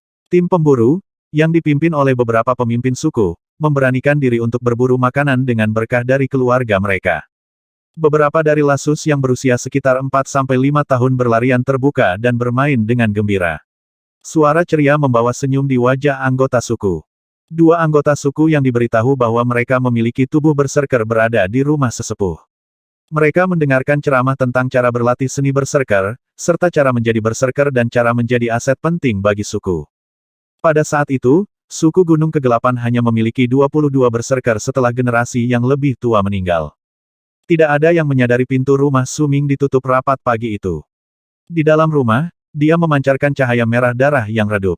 Cahaya datang dari setiap pembuluh darah di tubuhnya. Itu adalah pemandangan yang mempesona untuk dilihat saat pembuluh darahnya berkilau merah. Hanya satu pembuluh darah yang keluar dari tubuh Su Ming dan tampak samar. Sepertinya itu tidak dapat memanifestasikan dirinya sepenuhnya. Setelah beberapa lama, Su Ming membuka matanya dan napasnya bergetar. Jika lebih banyak pembuluh darah muncul selama pelatihan di alam pemadatan darah, maka itu berarti kemungkinan kebangkitan juga akan lebih besar. Tapi mencapai alam kebangkitan terlalu sulit. Menurut gulungan tersebut, hanya mereka yang telah bangkit dengan keterbatasan fisik yang berhak menyebut diri mereka Berserker Master. Seseorang yang telah tiba di alam kebangkitan setidaknya memiliki kemampuan untuk mengubah suku kecil menjadi suku berukuran sedang. Penatua telah memadatkan setengah dari Berserker Blood di tubuhnya tapi dia belum mencapai kebangkitan. Tidak ada seorang pun di sekitar kita yang belum mencapai alam kebangkitan. Su Ming terus bergumam. Alam kebangkitan adalah mimpi yang terlalu jauh baginya saat itu. Dia khawatir apakah dia bisa mencapai level pertama di alam pemadatan darah. Untuk mencapai tingkat pertama di alam pemadatan darah, dia membutuhkan setidaknya 3 pembuluh darahnya untuk muncul. Mereka yang memiliki tubuh Berserker akan dapat mewujudkan 3 pembuluh darah dengan sangat cepat ke dalam pelatihan mereka dan tiba di tingkat pertama dari alam pemadatan darah. Mereka tidak akan seperti Su Ming, yang bahkan hampir tidak bisa mewujudkan nadi pertama. Dia memulai dengan awal yang sulit, tetapi Su Ming tidak menyerah. Selama dia bisa berlatih, dia punya harapan. Selain itu, saat dia berusaha mengeluarkan semua urat darah di tubuhnya, dia bisa merasakan batu di dadanya semakin panas. Ini mengangkat semangat Su Ming. Dia merasa bahwa dia memegang kunci untuk mengaktifkan hartanya. 7 hari telah berlalu. Dalam 7 hari itu, Su Ming nyaris tidak meninggalkan rumahnya. Dia jarang lapar, yang membingungkan pikirannya. Dinyatakan dalam gulungan bahwa Berserkers akan memiliki nafsu makan yang meningkat selama alam pemadatan darah karena mereka mengaktifkan semua pembuluh darah di tubuh mereka. Ini akan memungkinkan mereka tumbuh lebih cepat secara fisik dan menciptakan lebih banyak darah segar untuk pelatihan mereka. Namun, tidak ada tanda-tanda kelaparan dalam diri Suming. Dia memikirkannya dan menghubungkan ini dengan kehangatan aneh yang dipancarkan oleh batu. Dalam 7 hari itu juga, Lei Chen mampir sekali untuk memberi Suming darah rusa cerpelai dan mengambil air liur naga hitam. Lei Chen diuji dan terbukti memiliki tubuh berserker ketika dia berusia 7 tahun. Dia sudah mencapai tingkat keempat dari alam pemadatan darah sekarang. Dia mampu memanifestasikan 23 pembuluh darah dari tubuhnya dan bahkan di dalam tim pemburu, kemampuannya setidaknya pada tingkat rata-rata. Sebelum dia pergi, dia ragu-ragu sebentar. Dia ingin menghibur Suming, tetapi pada akhirnya, dia memilih untuk melihat Suming dan berbicara dengan jujur. Suming, kami tumbuh bersama. Aku akan melindungimu mulai sekarang. Jika ada yang mengganggumu, mereka juga musuhku. Begitu dia selesai, dia mengayunkan tangannya dengan kuat dan pergi dengan seringai kekanak-kanakan. Suming menyaksikan Lei Chen pergi dengan perasaan tersentuh. Hidup di suku itu sederhana tetapi tidak membosankan. Hampir semua anggota suku memiliki tugas masing-masing untuk melakukan kontribusi kepada suku. Setengah bulan setelah kebangkitan berserker, Suming sekali lagi mengambil keranjangnya dan pergi ke hutan sendirian setelah melapor kepada anggota suku. Suming seperti orang yang berbeda begitu dia pergi ke hutan. Dia gesit. Dia bisa melaju kencang seperti anak panah dengan melompat dan memanjat pohon besar hanya dengan beberapa lompatan. Saat dia duduk di dahan pohon, dia tersenyum. Dia bangga dengan kecepatannya sendiri. Bahkan jika saya belum menyelesaikan level pertama dari alam pemadatan darah, tubuh saya menjadi jauh lebih gesit dari sebelumnya. Suming meletakkan 2 jari di mulutnya dan bersiul. Peluit berjalan jauh dan bergema seperti itu. Segera, kilatan merah datang dari jauh. Buram merah itu cepat dan mencapai Suming dalam sekejap. Suming menyeringai lebar dan melompat ke depan begitu sosok merah buram itu mendekat. Itu menjerit dan mengejar Suming. Xiao Hong, mari kita lihat siapa yang mencapai puncak gunung dulu hari ini. Ada kegembiraan dalam suara Suming, dan saat dia berbicara, dia berlari ke depan. Di belakangnya adalah Xiao Hong. Wajah Monkey itu mencemooh. Tidak berpikir bahwa bersaing dengan Suming adalah sesuatu yang layak dilakukan. Ia bahkan memakan buah di tangannya pada saat itu. Xiao Hong menggaruk wajahnya dan mengejar Suming dengan malas. Namun, Monkey itu segera menjadi gelisah dan jeritannya menjadi lebih tajam. Tatapannya dipenuhi dengan keterkejutan dan itu membuang buah itu dengan marah, mengejar Suming dengan semua yang dimilikinya.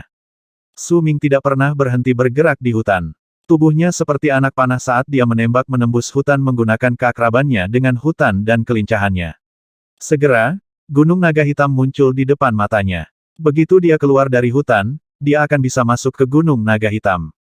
Bagi Suming, yang datang ke gunung ini sejak dia masih muda untuk mengumpulkan tumbuhan, setiap makhluk hidup di sini memancarkan aura yang membuatnya tenang.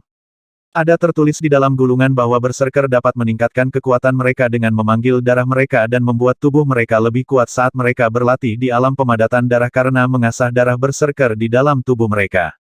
Saya pikir saya tidak akan pernah mendapatkan kesempatan seperti itu tetapi untuk berpikir bahwa saya akan dapat mengalaminya hari ini. Untuk mencapai level pertama di alam pemadatan darah, diperlukan perwujudan dari 3 pembuluh darah. Tetapi bahkan jika saya belum mewujudkan ketiganya, kecepatan saya telah meningkat pesat. Bahkan kekuatanku memiliki, Suming melompat ke depan dan sementara di udara, dia mengayunkan tangan kanannya ke pohon raksasa di sampingnya. Dengan benturan besar, garis samar tinjunya bisa terlihat di pohon.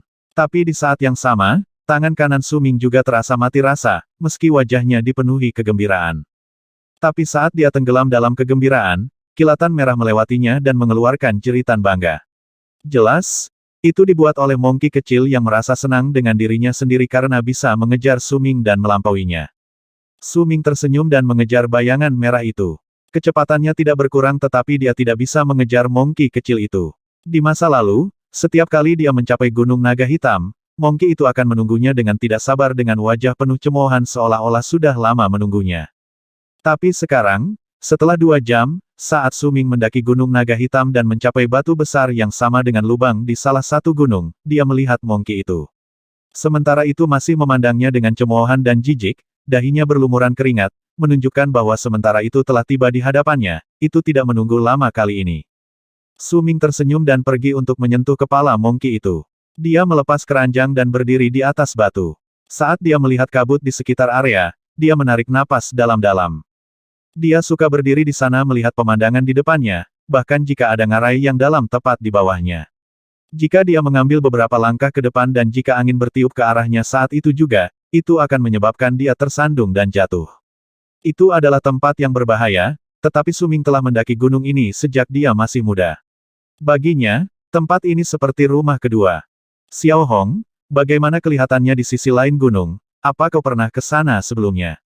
Kemeja kulit Su Ming bergoyang mengikuti angin dan mengeluarkan suara kepakan ringan. Secara naluriah, dia mengulurkan tangan kanannya dan menyentuh batu hitam di dadanya. Monkey di sisinya memutar matanya dan melihat ke tanah yang terletak jauh. Itu tidak repot-repot menjawab Su Ming, tetapi menundukkan kepalanya untuk menarik-narik bulunya sendiri seolah sedang mencari sesuatu.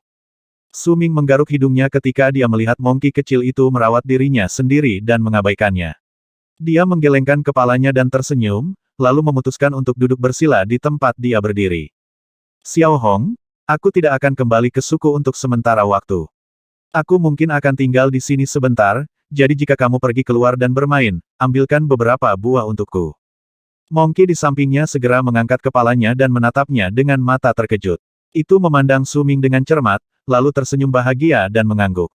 Biasanya hanya menghabiskan 3-5 hari dengan Su Ming. Ketika Su Ming kembali ke suku tersebut, ia akan ditinggalkan sendirian di hutan. Begitu mengerti apa yang dikatakan Su Ming, itu sangat bahagia. Su Ming menarik napas dalam-dalam beberapa kali dan perlahan menutup matanya saat dia merasakan angin di wajahnya. Dia akan memulai pelatihan di sana sampai dia mencapai level pertama di alam pemadatan darah.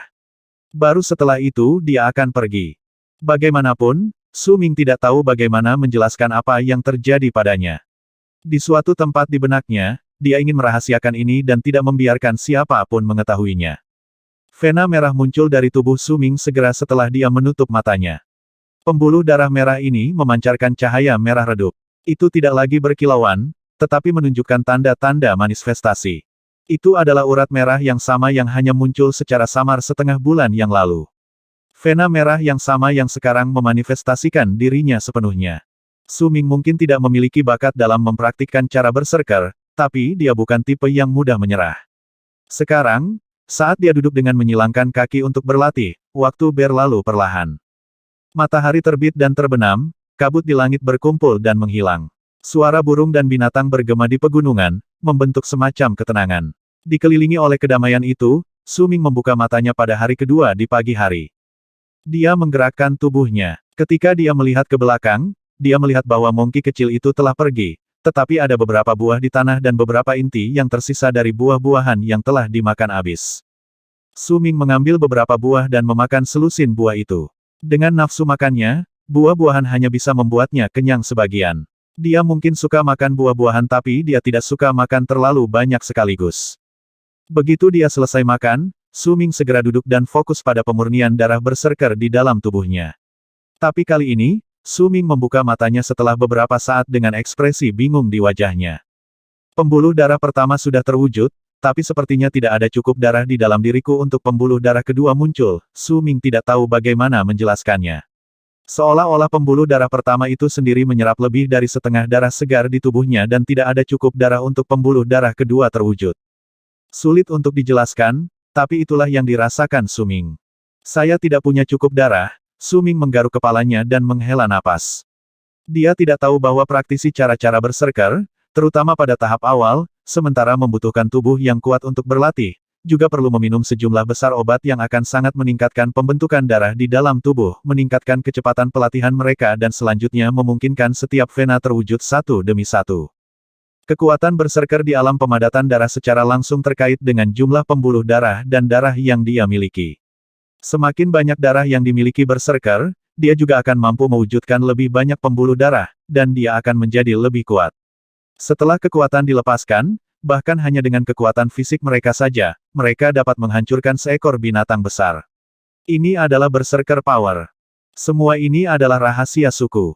Hanya mereka yang memiliki tubuh berserker yang berhak mengetahuinya. Saat anggota suku terluka, mereka akan kehilangan banyak darah.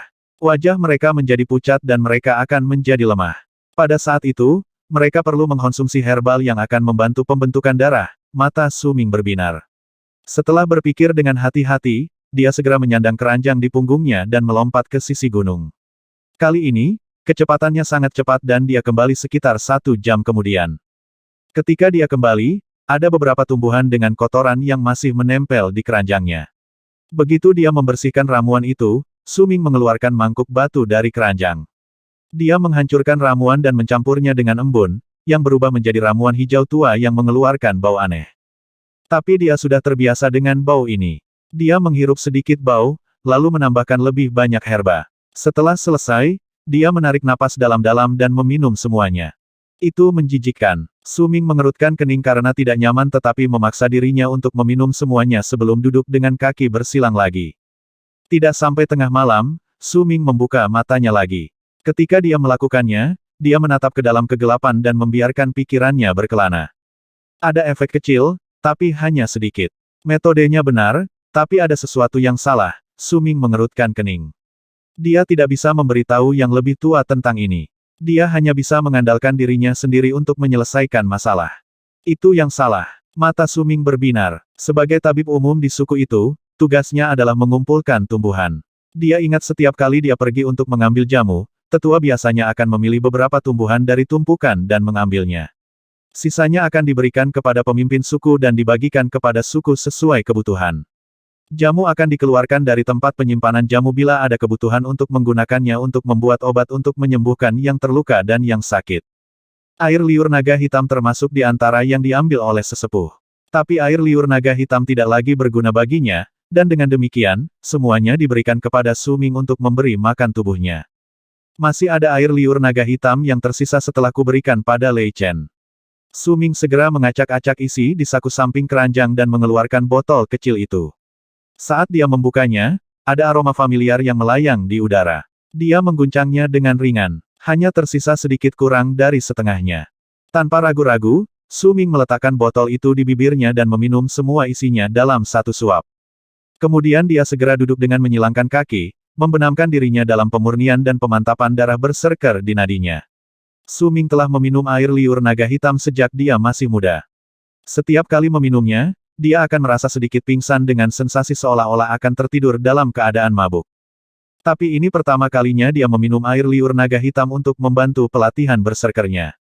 Saat darah di pembuluh darahnya beredar di tubuhnya, dia bisa merasakan sensasi dingin yang tumbuh di dalam tubuhnya, menyebar ke seluruh bagian tubuhnya dengan sangat cepat. Hawa dingin secara bertahap menyatu dengan darah di pembuluh darahnya dan meningkatkan laju sirkulasi di tubuhnya. Bahkan ada tanda-tanda detak darahnya meningkat. Aku tahu itu. Su Ming merasa bersemangat. Saat dia terus menyalurkan darahnya, tubuhnya tiba-tiba menggigil. Dia membuka matanya, wajahnya dipenuhi ketidakpercayaan dan keraguan. Bagaimana ini? Apakah yang lebih tua? Di dalam tubuhnya, Su Ming bisa dengan jelas merasakan dinginnya muncul dari semua bagian tubuhnya saat dia menyerap hawa dingin yang ditimbulkan oleh air liur naga hitam. Perasaan dingin itu sepertinya telah ada di tubuhnya selama bertahun-tahun dan telah tertidur, menunggu waktu untuk bergegas saat dia mulai memurnikan darah di nadinya. Dan kunci untuk mengaktifkannya adalah air liur naga hitam yang diminum Su Ming. Sekarang, rasa dingin itu sepertinya berkumpul dari setiap bagian tubuhnya, menerobos nadinya seperti gelombang raksasa untuk membentuk laut. Ini adalah hadiah yang disiapkan oleh sesepuh untuknya ketika dia masih muda. Tubuhnya yang telah diberi makan oleh air liur naga hitam adalah anugerah. Jika Su Ming berjalan di jalan para berserker, maka kekuatan ini akan sangat membantunya di tahap awal pelatihannya. Jika dia tidak memiliki bakat untuk berlatih cara berserker, maka itu akan membantu menjaga kesehatan tubuhnya. Su Ming tercengang. Dia hampir bisa melihat mata orang tuanya yang baik hati dan harapannya terhadapnya saat dia bertambah tua selama bertahun-tahun. Yang terpenting, dia ingat kekecewaan di matanya setengah bulan yang lalu. Elder, gumam Su Ming. Ada suara gemuruh rendah di dalam tubuhnya. Air liur naga hitam dalam jumlah besar yang telah terkumpul di tubuhnya dari waktu ke waktu mengalir deras untuk mendorong darahnya ke depan, menyebabkan pembuluh darah kedua di tubuhnya segera muncul dan terwujud dengan cepat. Saat pembuluh darah kedua muncul, pembuluh darah ketiga segera mengikuti. Bahkan ada tanda-tanda pembuluh darah keempat muncul samar-samar. Tubuh Su Ming mulai tumbuh lebih besar dengan cepat. Kecepatan dan kekuatan peredaran darah membawa pertumbuhan fisiknya. Jika ini terus berlanjut, maka dia tidak akan lagi menjadi lemah, dan dia akan menjadi seperti anggota sukunya yang lain. Dia akan mendapatkan tubuh yang kuat. Namun pada saat itu, batu yang menggantung di dada Su Ming tiba-tiba mengeluarkan cahaya yang sama seperti yang terjadi di patung Dewa Berserker. Saat cahaya datang, banyak hal berubah. Saat cahaya dingin muncul, Su Ming bisa dengan jelas merasakan gelombang panas yang kuat memancar dari dadanya dan menjalar ke seluruh tubuhnya dengan cepat. Itu menyebar ke seluruh tubuhnya dalam sekejap dan menyatu dengan hawa dingin yang dibawa oleh air liur naga hitam, meresap ke dalam darahnya. Raungan yang jelas bisa terdengar dari dalam tubuh Su Ming. Saat dia duduk dengan gemetar, urat darah keempat terwujud. Pada saat yang sama, sejumlah besar kotoran hitam keluar dari pori-pori Su Ming. Bahkan ada bau busuk yang menyengat di udara, tetapi itu menghilang bersama angin. Dengan 3 pembuluh darah, seseorang bisa mencapai tingkat pertama dari alam pemadatan darah. Sekarang, Su Ming telah menjadi berserker yang mencapai tingkat pertama dari alam pemadatan darah.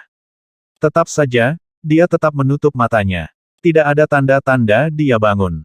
Seiring berjalannya waktu, pemadatan darahnya secara bertahap berhenti saat vena darah keempat terwujud. Ketika Monkey kecil itu kembali keesokan paginya sambil mengendus cakar kanannya dengan ekspresi senang di wajahnya, ia terkejut saat melihat Su Ming seluruhnya tertutup kotoran hitam. Itu menggaruk kepalanya dengan bingung lalu mengelilingi Su Ming beberapa kali. Itu mungkin telah memperoleh kecerdasan, tetapi tidak tahu apa yang terjadi kemudian. Penasaran, ia mendekati Su Ming dan mengulurkan cakar, ingin menepuk Su Ming. Saat hendak menyentuh Su Ming, cahaya sekali muncul dengan kuat dari dalam tubuh Su Ming. Ini mencapai titik paling terang dalam sekejap dan menyelimuti Su Ming seluruhnya, membuat Monkey itu menganga karena terkejut. Kemudian di depan matanya, tubuh Su Ming menghilang. Bagi Monkey kecil itu, Su Ming diambil oleh cahaya. Pemandangan ini membuatnya melebarkan matanya dan mengeluarkan pekikan yang menusuk. Itu bergegas menuju tempat Su Ming menghilang dan mulai mencari dengan panik, tetapi tidak menemukan apapun. Itu berdiri di sana, tidak bergerak dan tertegun. Su Ming tidak tahu di mana dia berada. Dia saat ini sedang melihat sekelilingnya dengan bingung. Tempat itu diselimuti kabut putih. Dia bisa melihat terlalu jauh ke kejauhan, tapi dia bisa melihat garis samar dari puncak gunung di depannya.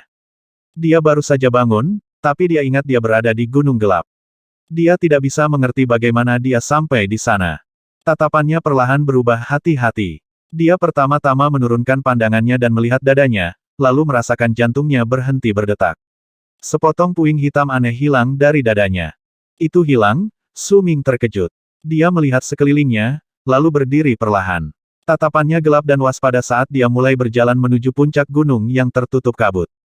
Gunung itu tidak jauh. Dalam waktu singkat, Su Ming sudah berdiri di kaki gunung. Saat dia mengangkat kepalanya, dia menarik napas tajam. Itu pasti puncak gunung, tapi tidak ada tumbuhan di atasnya. Itu malah tanah tandus, seolah dipoles dengan mulus. Ada banyak gambar yang diukir di atasnya, gunung, sungai, binatang aneh, langit, dan bahkan kata-kata yang belum pernah dilihat Su Ming sebelumnya. Tempat itu memberikan perasaan seolah-olah dari zaman kuno, seolah-olah datang langsung dari cerita tentang zaman orang biadab. Pada saat Su Ming melihat ukiran di puncak gunung, suara gemuruh bergema di udara. Sebuah retakan muncul tepat di tengah gunung. Sepertinya itu telah dipotong oleh kekuatan tak terlihat. Retakan itu sempit, tetapi dia masih bisa melihat kedalaman retakan itu. Itu berhenti di bawah kaki Su Ming. Su Ming ragu-ragu sejenak, lalu mengertakkan gigi. Dia sudah ada di sini, dan dia tidak tahu bagaimana keluar dari tempat itu. Dia bahkan tidak tahu di mana dia. Sekarang setelah ada jalan di hadapannya, dia harus berjalan dengan susah payah ke depan. Di suatu tempat di benaknya dia merasa bahwa ini ada hubungannya dengan potongan hitam puing, karena dia ingat dengan jelas panas yang dipancarkan oleh puing-puing itu. Su Ming merasa seolah-olah dia berjalan lama saat dia pergi ke gunung mengikuti celah sempit. Jalan di depannya berangsur-angsur melebar. Ada juga banyak ukiran aneh di dinding sekelilingnya. Su Ming tidak dapat memahaminya, tetapi ada berbagai tumbuhan dan tumbuhan pada ukiran itu. Ada juga beberapa orang terbuka dengan rambut acak-acakan mengelilingi panci besar aneh yang mengutak-atik herba. Dia terus mengamati ukiran itu sampai dia melihat sekilas ujung dari sudut matanya. Ada pintu di ujungnya, dan Su Ming berhenti di langkahnya saat dia berdiri di depan pintu. Ukiran yang sama ada di pintu. Ada 5 tumbuhan berbeda yang diukir dalam gambar. Benang yang tidak rata memancarkan cahaya dingin yang sudah dikenal Su Ming mengelilingi gambar dari 5 tumbuhan dan membentuk lingkaran, sepenuhnya menutupi pintu. Tepat di tengah pintu ada 15 lubang kecil. Mereka tampak seolah-olah ada sesuatu yang bisa ditempatkan di dalamnya. Lubang-lubang itu membentuk lingkaran. Su Ming mengerutkan kening, lalu mengamati pintu. Dia melihat sekelilingnya lagi, lalu mengarahkan pandangannya ke 5 tumbuhan di pintu. Ini adalah bunga inti besi. Itu benar, itu bunga inti besi. Ini terlihat seperti Joyleaf, tapi juga terlihat seperti pabrik Ice Catalpa. Ini adalah Night Glitter Brand. Saya sering mengumpulkan ini. Apa ini? Ini terlihat sangat familiar. Aku belum pernah melihat yang terakhir. Setelah melihatnya sebentar, Su Ming ragu-ragu. Dia tidak tahu apakah dia harus mencoba dan mendorong pintu hingga terbuka. Saat dia ragu-ragu, dia melihat senar yang mengelilingi kelima tumbuhan itu bergerak dan bersinar sangat terang sehingga bisa membutakan seseorang. Saat Su Ming tertegun oleh cahaya itu melayang dari pintu dan melaju menuju Su Ming. Cahaya terlalu cepat, dan Su Ming tidak punya waktu untuk menghindarinya. Dalam beberapa saat, dia diselimuti oleh cahaya. Pada saat yang sama, banyak kenangan yang bukan milik Su Ming membanjiri pikirannya. Kenangan ini sepertinya dibawa bersama cahaya dan dipaksa masuk ke kepalanya. Itu membuat Su Ming tidak nyaman. Dia melihat sosok seseorang di benaknya. Dia seperti orang lain di gambar lain yang melempar tumbuhan ke dalam panci besar. Tindakan orang itu sangat cair. Setiap kali sebelum dia memasukkan herba, dia akan mengendus herbal tersebut, kemudian tatapannya menjadi serius. Dia melambai ke udara dengan tangan kanannya dan gelombang api muncul di udara untuk mengelilingi panci besar itu. Prosesnya sangat rumit, bahkan ukuran api pun harus dikontrol. Su Ming belum pernah melihat ini sebelumnya. Itu juga tidak serumit suku.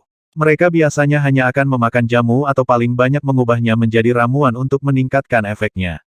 Su Ming menjadi asyik dengan kenangan di kepalanya. Lama berlalu sebelum orang itu membanting tangan kanannya ke pot. Segera, nyala api di sekitar panci menghilang. Orang itu membuka tutup panci aneh, dan Su Ming segera melihat 3 benda bulat berwarna hijau seukuran kuku di dalam panci besar. Bahkan jika itu hanya kenangan di kepalanya, Su Ming masih samar-samar mencium aroma ramuan obat di udara.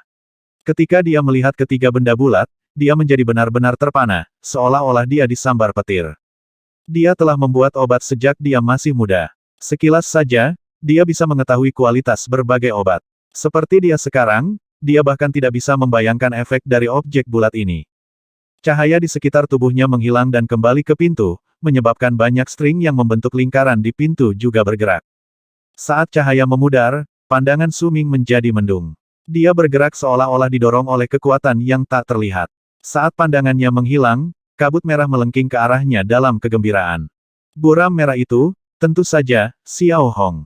Itu memanjat Su Ming dan melompat dengan gembira di tubuhnya. Ketika Su Ming menghilang, dia ketakutan. Sekarang setelah melihat Su Ming kembali, itu bahagia.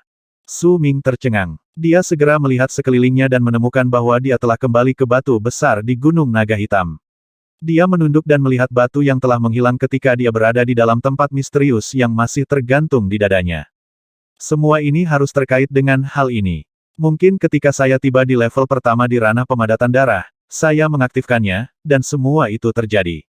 Melihat reaksi Xiao Hong, saya pasti tidak sedang bermimpi, tetapi secara fisik pergi ke tempat itu. Benda apa ini? Kenapa di sini? Su Ming bergumam pelan saat dia mengingat kembali kenangan di kepalanya. Memadamkan pil obat. Setelah beberapa lama, Su Ming menggumamkan nama proses yang dilihatnya di kepalanya. Debu hamburan, ini adalah nama dari pil obat, dan itu juga salah satu dari banyak kenangan yang muncul di kepalanya.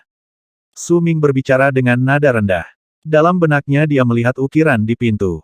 Matanya bersinar secara bertahap. Dia mungkin tidak tahu di mana tempat itu, tetapi jelas bahwa pendinginan yang dia lihat telah menarik minatnya. Dalam pandangannya, pelatihan untuk menjadi berserker terkait dengan ramuan yang meningkatkan laju darah dalam tubuh. Mereka perlu banyak mengkonsumsinya untuk membuat tubuh mereka lebih kuat. Proses pendinginan yang dia lihat di kepalanya mungkin bisa sangat membantu dalam pelatihannya. Aku belum pernah melihat pil obat berbentuk bulat seperti ini di suku ini, bahkan sesepuh pun tidak pernah melihatnya sebelumnya, atau aku pasti akan melihatnya. Tapi pil obat bulat itu tampaknya bekerja dengan cukup baik. Saya bertanya-tanya seberapa kuat efek jamu setelah saya selesai membuatnya. Kemudian langkah saya selanjutnya adalah mencari 5 tumbuhan itu. Xiao Hong, apakah kamu pernah melihat 2 jenis tumbuhan ini? Begitu Su Ming membuat keputusan, dia memanggil Xiao Hong dan mengambil sebuah batu, lalu mencabut 2 ramuan yang tidak dapat dia identifikasi di tanah sebelum dia menatap Xiao Hong dengan penuh harap. Xiao Hong melihat mereka dengan gigi terbuka, lalu mengangguk. Su Ming merasakan semangatnya terangkat. Dia berjalan mengitari batu besar beberapa kali saat pikirannya dengan cepat memproses pikirannya. Aku bisa menemukan jamu, tapi membuat pil obat semacam itu akan rumit. Bahkan ada api yang terlibat. Ini akan seperti memasak nasi, menarik. Begitu Suming menyelesaikan pikirannya, dia mengerutkan kening. Dia ingat pot itu sendiri juga aneh. Berbeda dengan periuk yang digunakan untuk menanak nasi di sukunya. Saat dia mencari-cari di dalam ingatannya, dia mengetahui bahwa pot yang digunakan untuk proses pendinginan memiliki nama yang aneh, kaldron mandul. Panci yang digunakan di suku itu seharusnya tidak berguna, aku juga butuh api. Suming tiba-tiba mengangkat kepalanya saat dia bergumam. Matanya cerah saat dia melihat ke salah satu gunung yang terletak lebih jauh di antara 5 gunung di Gunung Naga Hitam. Gunung itu benar-benar berwarna coklat, dan pada saat ini, ada asap yang menggulung dari puncak gunung. Catatan penerjemah. Quenching, suatu proses dalam ilmu material yang berarti proses mendinginkan barang yang sangat panas, biasanya baja, dalam upaya untuk mengeraskannya. Untuk info lebih lanjut, silakan merujuk ke sn.wikipedia.org/wiki/quenching. Artinya satu juga mengatakan proses quenching untuk obat juga. Sekarang Suming membuang semua herba ke dalam kaldron, Anda tidak melihatnya sekarang, tapi saya sedang melakukan penelitian untuk melihat apa yang dimaksud oleh penulisnya, dan saya temukan di bab 110++, ketika Suming sedang membuat herba, yang Suming melemparkan herba ke dalam api, meleleh, berkumpul bersama seperti bagaimana baja ditambahkan dengan segala jenis bahan untuk membuatnya lebih kuat, lalu didinginkan dengan api terkontrol untuk mengeras menjadi pil obat. Jadi saya menyimpulkan itu bukan pemurnian, karena tidak ada proses menghilangkan kotoran, tetapi quenching, karena ada proses pendinginan cairan hingga mengeras menjadi padatan. Adalah pil dalam kasus ini. Begitu juga dengan proses quenching obat menjadi pil, bentuk singkatnya quenching of pills. Masing-masing dari 5 gunung di Gunung Naga Hitam berbeda. Gunung yang menghasilkan air liur naga hitam adalah yang paling dekat dengan suku Gunung Kegelapan. Jika dia melangkah lebih jauh, dia mungkin secara tidak sengaja bertemu dengan orang lain dari suku lain. Itulah mengapa Suming menghabiskan sebagian besar waktunya di sini. Dia hanya akan pergi ke pegunungan lain untuk mengumpulkan beberapa tumbuhan langka, dan dia melakukannya dengan hati-hati. Sekarang, dalam pandangan Suming adalah gunung yang berasap turun dari puncaknya, Gunung Api Hitam. Dikatakan bahwa ada sejumlah besar api satu di dalam gunung ini. Dahulu kala, tempat ini adalah pusat dari tanah suku api berserker. Berabad-abad mungkin telah berlalu sejak itu, tetapi jika ada yang mendekati tempat ini, mereka masih bisa merasakan gelombang panas menggulung tanah. Suming tidak asing dengan Black Flame Mountain. Dia telah menginjakkan kaki di tempat ini beberapa kali. Dia bahkan pernah bertemu orang-orang dari Black Mountain Tribe sebelumnya. Jika bukan karena kecepatannya membantu pelariannya, dia akan mati lebih awal. Tempat itu sangat dekat dengan suku Black Mountain. Suku Black Mountain telah menyimpan dendam terhadap suku Gunung Hitam selama beberapa generasi. Ukuran kedua suku itu hampir sama. Mungkin tidak ada pertempuran di antara mereka, tetapi ada perkelahian di antara tim pemburu mereka, dan perkelahian ini cenderung berdarah dan kejam. Ada saat ragu-ragu, tapi segera mata Suming berbinar saat dia punya rencana. Dia mengalihkan pandangannya dari Black Flame Mountain setelah beberapa saat, lalu dengan cepat berjalan menuju bagian yang lebih dalam dari batu datar tempat dia berdiri. Ada beberapa batu besar di dalam bagian batu yang berlubang. Ketika Suming membawanya pergi, dia melihat sebuah benda yang tersembunyi di bawah batu. Itu adalah busur yang dibuat dengan kasar. Ini mungkin kasar, tetapi tali busur, yang seukuran jari, terentang erat di busur. Kekuatannya bisa dirasakan hanya dengan melihatnya. Hanya pemburu yang diizinkan memiliki busur di dalam suku Gunung Kegelapan. Sulit bagi anggota suku lain untuk mendapatkannya. Suming membuat busur itu sendiri setelah dia menukar beberapa bahan untuk membuat busur itu dengan ramuan yang dia kumpulkan. Dia tidak mengembalikannya ke suku tetapi menyimpannya di sini. Ini adalah rahasia yang hanya diketahui Lei Chen. Saat dia memegang busur di tangannya, mata Suming berbinar-binar. Dia mengambil 5 anak panah lagi dari bawah batu besar. Mata panah itu terbuat dari batu, dan Suming biasanya akan memoles mata panah itu agar tetap tajam. Dia menempatkan 5 anak panah di keranjang yang tersampir di punggungnya. Suming memegang busur di tangannya dan bersiul pada mongki kecil itu sebelum menunjuk tumbuhan yang dia gambar di tanah. Mongki kecil itu memahaminya, dan menyeringai padanya sambil menunjukkan semua giginya sebelum bergegas maju dalam warna merah kabur. Suming mengikuti dari belakang dengan hati-hati. Hanya dengan beberapa lompatan, pria dan mongki itu menghilang dari tempat mereka berdiri. Jika mereka membandingkan tingkat keakraban mereka dengan Gunung Naga Hitam, maka Su Ming tidak akan pernah bisa dibandingkan dengan Xiao Hong. Di bawah bimbingan Xiao Hong, saat matahari menjadi merah cerah dan mulai terbenam, keranjang Su Ming diisi dengan berbagai tanaman obat. Ada sekitar 7 atau 8 jenis tumbuhan di dalam keranjang, dan ada banyak untuk setiap jenis. Ini semua adalah tumbuhan yang dilihat Su Ming dari gambar itu, dan bahkan tumbuhan yang mirip dengan gambar itu. Dia tidak dapat mengidentifikasi mereka sepenuhnya, itulah mengapa dia memutuskan untuk meminum ramuan yang memiliki kemiripan dengan gambarnya juga.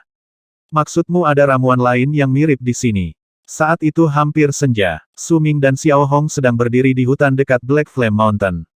Dia menunjuk ke sepetak lumpur hitam di tanah di depan mereka, menatap Xiao Hong. Xiao Hong menganggukkan kepalanya ke atas dan ke bawah, lalu menunjuk ke Su Ming dengan liar sebelum menunjuk ke matahari terbenam di langit. Mata Su Ming berbinar dalam pengertian. Dia berjongkok dan mengarahkan pandangannya ke rawa, menunggu matahari terbenam. Detik berlalu perlahan, dan setelah setengah jam, cahaya di hutan menjadi redup. Hampir seolah-olah segala sesuatu di luar radius 100 kaki di dalam hutan telah dikonsumsi oleh kegelapan.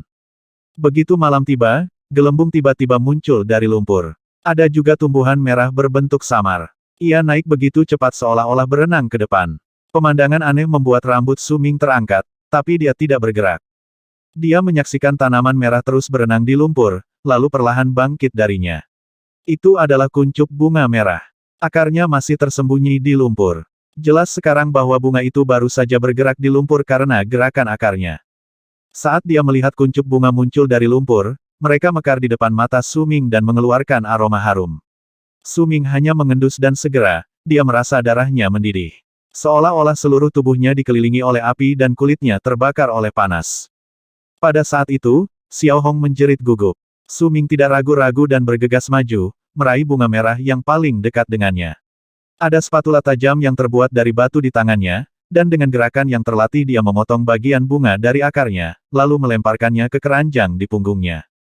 Begitu dia selesai, Su Ming tidak berlama-lama dan pergi dengan cepat bersama Xiao Hong. Begitu Su Ming pergi, terdengar suara raungan dari binatang buas dari dalam lumpur, dan semua bunga merah segera menutup kelopaknya sebelum tenggelam ke dalam lumpur sekali lagi. Segera, darah segar keluar dari lumpur dan bau darah memenuhi udara. Su Ming dan Xiao Hong pergi dengan tergesa-gesa. Ketika langit mereka benar-benar gelap, mereka duduk di pohon dan melihat-lihat hasil tangkapan mereka menggunakan cahaya bulan.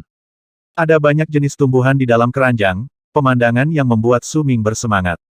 Dia melihat adegan pendinginan dalam benaknya sekali lagi, dan dia menjadi lebih bersemangat untuk melakukannya.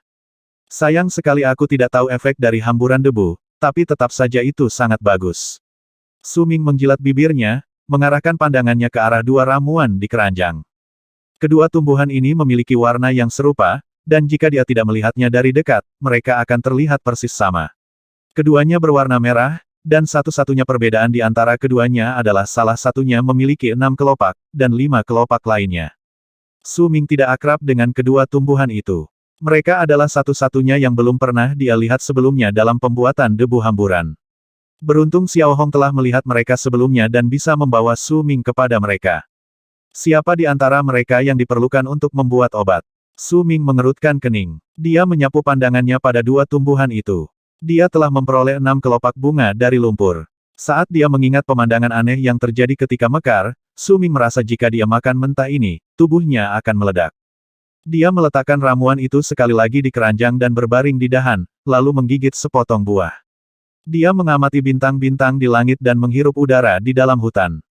Dia bisa mendengar suara binatang dan burung di sekitarnya. Seolah-olah dia menjadi satu dengan hutan, dan itu adalah perasaan yang nyaman. Xiao Hong sedang merawat dirinya sendiri di samping sementara dengan hati-hati mengamati sekeliling mereka. Pria dan Monkey menghabiskan malam di pohon begitu saja. Saat matahari terbit keesokan paginya, Su Ming dan Xiao Hong meninggalkan pohon dan bergegas menuju Black Flame Mountain karena hutan tertutup oleh kegelapan dan dikelilingi oleh selubung kabut tipis. Su Ming tetap waspada saat dia memegang busur di tangannya. Xiao Hong juga terpengaruh oleh ini dan juga waspada terhadap sekitarnya. Saat matahari terbit di langit, kabut seperti salju menghilang dari hutan. Ada gunung raksasa di depan matanya. Gunung itu berwarna coklat, dan dia bisa merasakan gelombang panas bergulung dari tanah ke wajahnya. Dia bahkan bisa melihat kepulan asap hitam membubung ke udara di puncak gunung. Itu adalah pemandangan untuk dilihat dari jauh. Black Flame Mountain, Su Ming bergumam pelan, lalu mengarahkan pandangan waspada ke sekelilingnya sebelum bergegas ke atas gunung tanpa ragu-ragu. Dia sudah siap sebelum dia datang. Ada banyak tumbuhan penolak panas di bawah kakinya, dan dengan kehadiran mereka, Su Ming bisa mendaki ke puncak gunung tanpa henti. Dia mungkin mendaki dengan sangat cepat, tetapi dia tetap waspada, dan kewaspadaannya hanya meningkat saat dia mendaki lebih jauh. Dia tidak tahu berapa lama, tapi karena dia sudah setengah jalan mendaki gunung, Xiao Hong menjerit saat dia akan melanjutkan ke atas. Su Ming segera menyembunyikan tubuhnya di salah satu celah di sisi gunung tanpa ragu-ragu begitu dia mendengar pekikan itu. Dia menginjakkan kakinya dengan kuat di tanah dan mengangkat busur di tangan kanannya saat dia dengan cepat mengeluarkan anak panah. Itu semua dilakukan dalam rentang nafas. Xiao Hong tiba sebelum Su Ming, dan sekarang didekatkan padanya. Su Ming bernapas perlahan, matanya dingin. Dari tempatnya berdiri, jika salah satu anggota dari Black Mountain Tribe memperhatikannya, maka mereka harus bertarung sampai mati. Segera, suara-suara lembut pergi ke tempatnya berdiri, dan bahkan ada suara batu jatuh saat mereka berbicara. Mengapa mereka meminta kami untuk menambang batu di pagi hari? Untuk apa ini sih? Berhenti mengeluh. Ini permintaan dari ketua suku, kami hanya perlu melakukannya. Ngomong-ngomong, apa kamu sudah dengar? Tetua akan mencapai level berikutnya. Saya juga mendengar dari anggota suku yang lain bahwa sesepuh berbeda dari biasanya. Dia agak menakutkan sekarang. Mungkinkah pemimpin suku meminta kami untuk menambang batu-batu ini untuk sesepuh? Suara-suara itu menjadi lebih jelas dan kemudian secara bertahap memudar. Su Ming tetap diam saat dia berdiri menekan celah. Tidak sampai kedua orang itu pergi lebih jauh, dia menghela nafas lega. Penatua suku Gunung Hitam akan mencapai tingkat berikutnya. Aku ingat sesepuh pernah berkata bahwa penatua di suku Gunung Hitam berada di tingkat ke-8 dari alam pemadatan darah, tetapi dia telah menguasai seni jatuh supaya dia bisa pergi, melawan yang lebih tua. Su Ming menyipitkan matanya. Dia harus kembali nanti untuk memberitahu yang lebih tua tentang hal ini. Dia menunggu sedikit lebih lama untuk memastikan keduanya telah pergi jauh, lalu Su Ming melanjutkan mendaki gunung. Tetapi pada saat itu, Monkey kecil di sampingnya meraih kemejanya. Su Ming segera menoleh karena khawatir, tetapi dia hanya melihat wajah Monkey itu cerah karena kegembiraan, menunjuk ke celah yang mereka tinggali. Ada lubang kecil yang terbentuk secara alami di sana, dan uap mengepul darinya. Su Ming segera menyerah untuk mendaki gunung lebih jauh dan memutuskan untuk mendekati lubang kecil itu. Setelah diperiksa dengan cermat, dia melepas keranjang di punggungnya dan membawanya ke dalam lubang saat dia merangkak ke dalamnya, dengan Xiao Hong tetap dekat dengan langkah kakinya. Lubangnya tidak besar, dan Su Ming hanya berhasil masuk karena dia berada di sisi yang lebih kecil. Jika itu adalah salah satu dari anggota Berserker Tribe, mereka tidak akan bisa masuk. Catatan penerjemah. Satu api tanah sebenarnya mengacu pada lava tetapi karena kata di Huo digunakan, saya memutuskan untuk mengatakan kita dari zaman kuno dan kita benar-benar percaya tahayul. Apa itu lahar? Rute. Lubang itu aneh. Itu benar-benar berukuran sama. Ketika Su Ming melihat ujung lubang itu beberapa ratus kaki kemudian, dia mulai melambat. Dia mendekati pintu keluar dengan hati-hati. Saat dia melihat keluar, dia tertegun sejenak, lalu dia menarik napas dalam-dalam. Ini adalah gua api. Ada sejumlah besar stalaktit yang tergantung di langit-langit. Permukaan bebatuan ini kering dan retak, seolah akan hancur berkeping-keping setiap saat. Tanahnya hitam, tapi ada garis demi garis batu merah mengalir ke bawah, mengubah tempat itu menjadi coklat. Panasnya bahkan lebih kuat di sini dibandingkan saat mereka berada di luar. Ada kerangka hitam tergantung di dekatnya. Kerangka itu panjangnya sekitar 8 hingga 90 kaki, dan Su Ming bisa tahu hanya dengan satu pandangan bahwa itu adalah kerangka ular piton. Di kepala ular piton ada tanduk seukuran lengan. Warnanya hitam. Su Ming belum pernah melihat ular piton yang begitu panjang sebelumnya, tetapi dia ingat pernah mendengar dari sesepuh bahwa pernah ada spesies ular piton di Gunung Naga Hitam. Mereka adalah makhluk yang ganas, dan semua ular piton ini memiliki tanduk di kepala mereka. Mereka dikenal sebagai piton bertanduk, dan ketajaman tanduk dapat diberikan kepada suku tersebut sebagai upeti. Ada satu tanduk di suku Gunung Gelap, dan itu diperlakukan sebagai simbol pemimpin suku di suku tersebut. Mungkinkah ini Hornet Piton? Dia melihat kerangka piton bertanduk, lalu di gua tempat dia berada, dan sebuah jawaban terbentuk di kepalanya. Dalam keheningannya, Su Ming mengeluarkan salah satu ramuan dari keranjang dan melemparkannya ke bawah. Saat ramuan itu melayang ke bawah dan hampir menyentuh lantai, ia mengeluarkan suara mendesis. Sekitar 15 menit kemudian, itu layu. Dia mencoba beberapa kali lagi untuk menguji panas di tanah, dan memutuskan bahwa meskipun panasnya kuat, dia bisa menahannya untuk beberapa waktu, selama dia tidak menyentuh batu merah. Xiao Hong sudah menjadi tidak sabar. Jika dia tidak mengetahui bahaya dari tempat ini, dia akan melompat lebih awal. Su Ming keluar dari lubang dengan hati-hati, lalu melompat ke bawah dan mendarat di lantai. Tiba-tiba, terdengar suara mendesis dari bawah kakinya. Gelombang panas merembes ke dalam tubuhnya dari kakinya, tetapi itu tidak akan cukup kuat untuk membakar kakinya untuk saat ini. Saat Xiao Hong memasuki gua api, keringat mengalir di tubuhnya seperti sungai. Ia merenung sejenak sebelum kembali lagi ke lubang kecil, menolak untuk kembali ke dalam gua api. Sebaliknya, ia memilih untuk pergi ke tempat lain untuk bermain.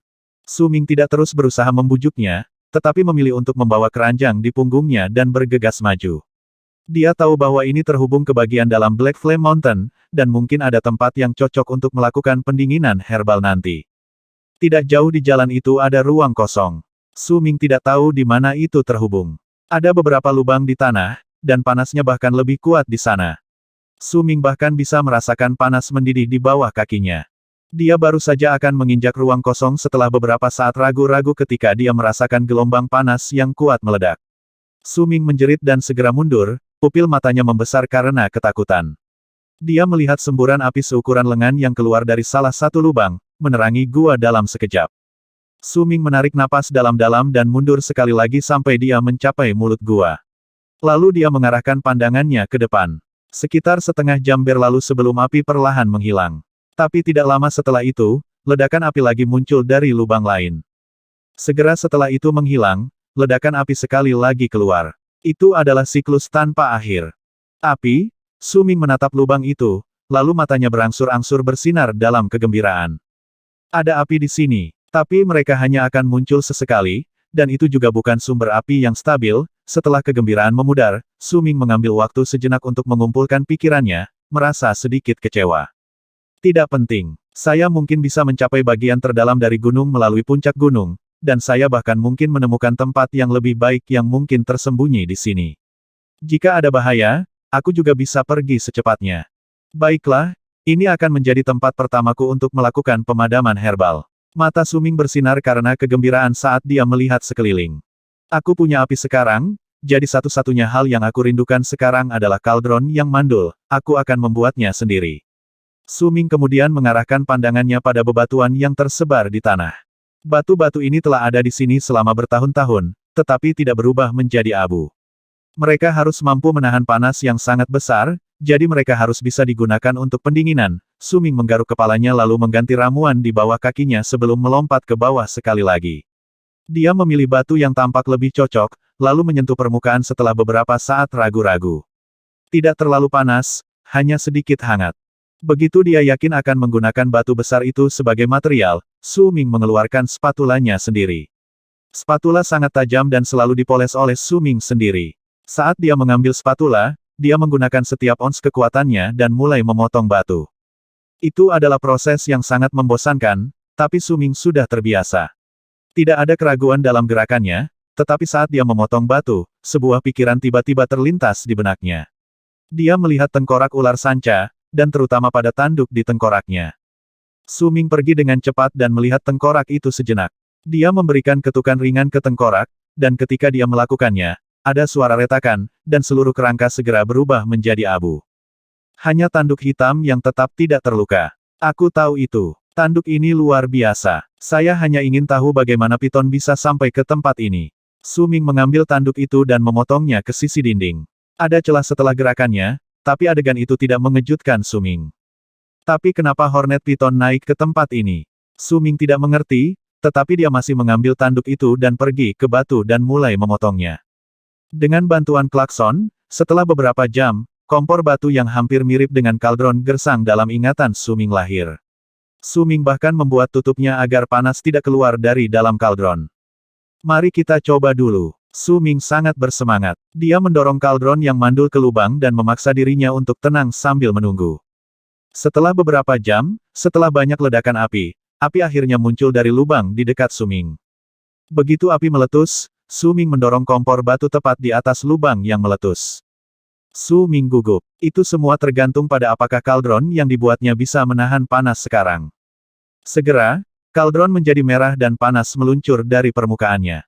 Bahkan ada suara mendesis, dan Su Ming melihat permukaan kaldron retak beberapa kali. Su Ming merasakan hatinya diam, tetapi ketika tidak ada tanda-tanda batu itu runtuh, dia perlahan-lahan mulai rileks. 2 jam?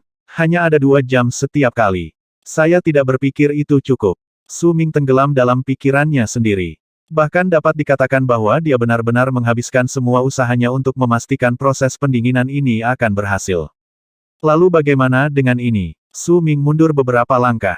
Dia mungkin memiliki rencana di kepalanya, tetapi dia tidak berani bertindak sembarangan.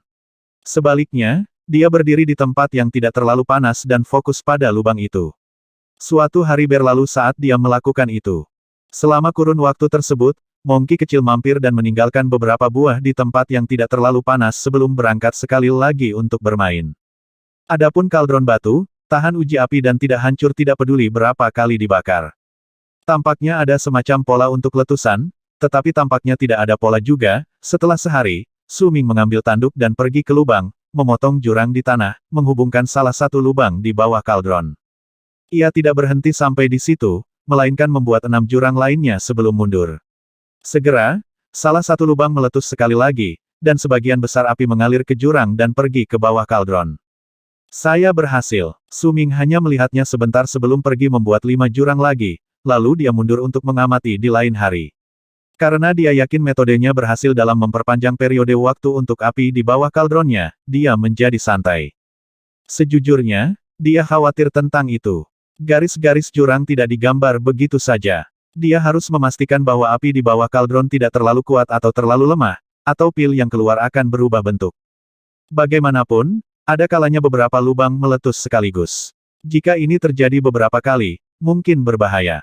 Begitu dia memecahkan 2 masalah paling mendasar, Su Ming menenangkan diri dan memulai proses pendinginan pertamanya sesuai dengan ingatan di kepalanya. Dia menyuruh Monkey kecil itu menyiapkan makanan untuknya, dan ada kalanya Su Ming pergi berburu mangsa yang lebih kecil sebelum membawanya ke dalam gua untuk dipanggangnya. Su Ming juga menggunakan kesempatan itu untuk memberitahu tim pemburu dari sukunya sendiri tentang sesepuh di suku Gunung Hitam saat dia bertemu mereka secara kebetulan saat dia sedang berburu. Waktu berlalu, dan suara frustrasi bisa terdengar dari tempat ini yang dia klaim sebagai miliknya untuk tujuan pendinginan.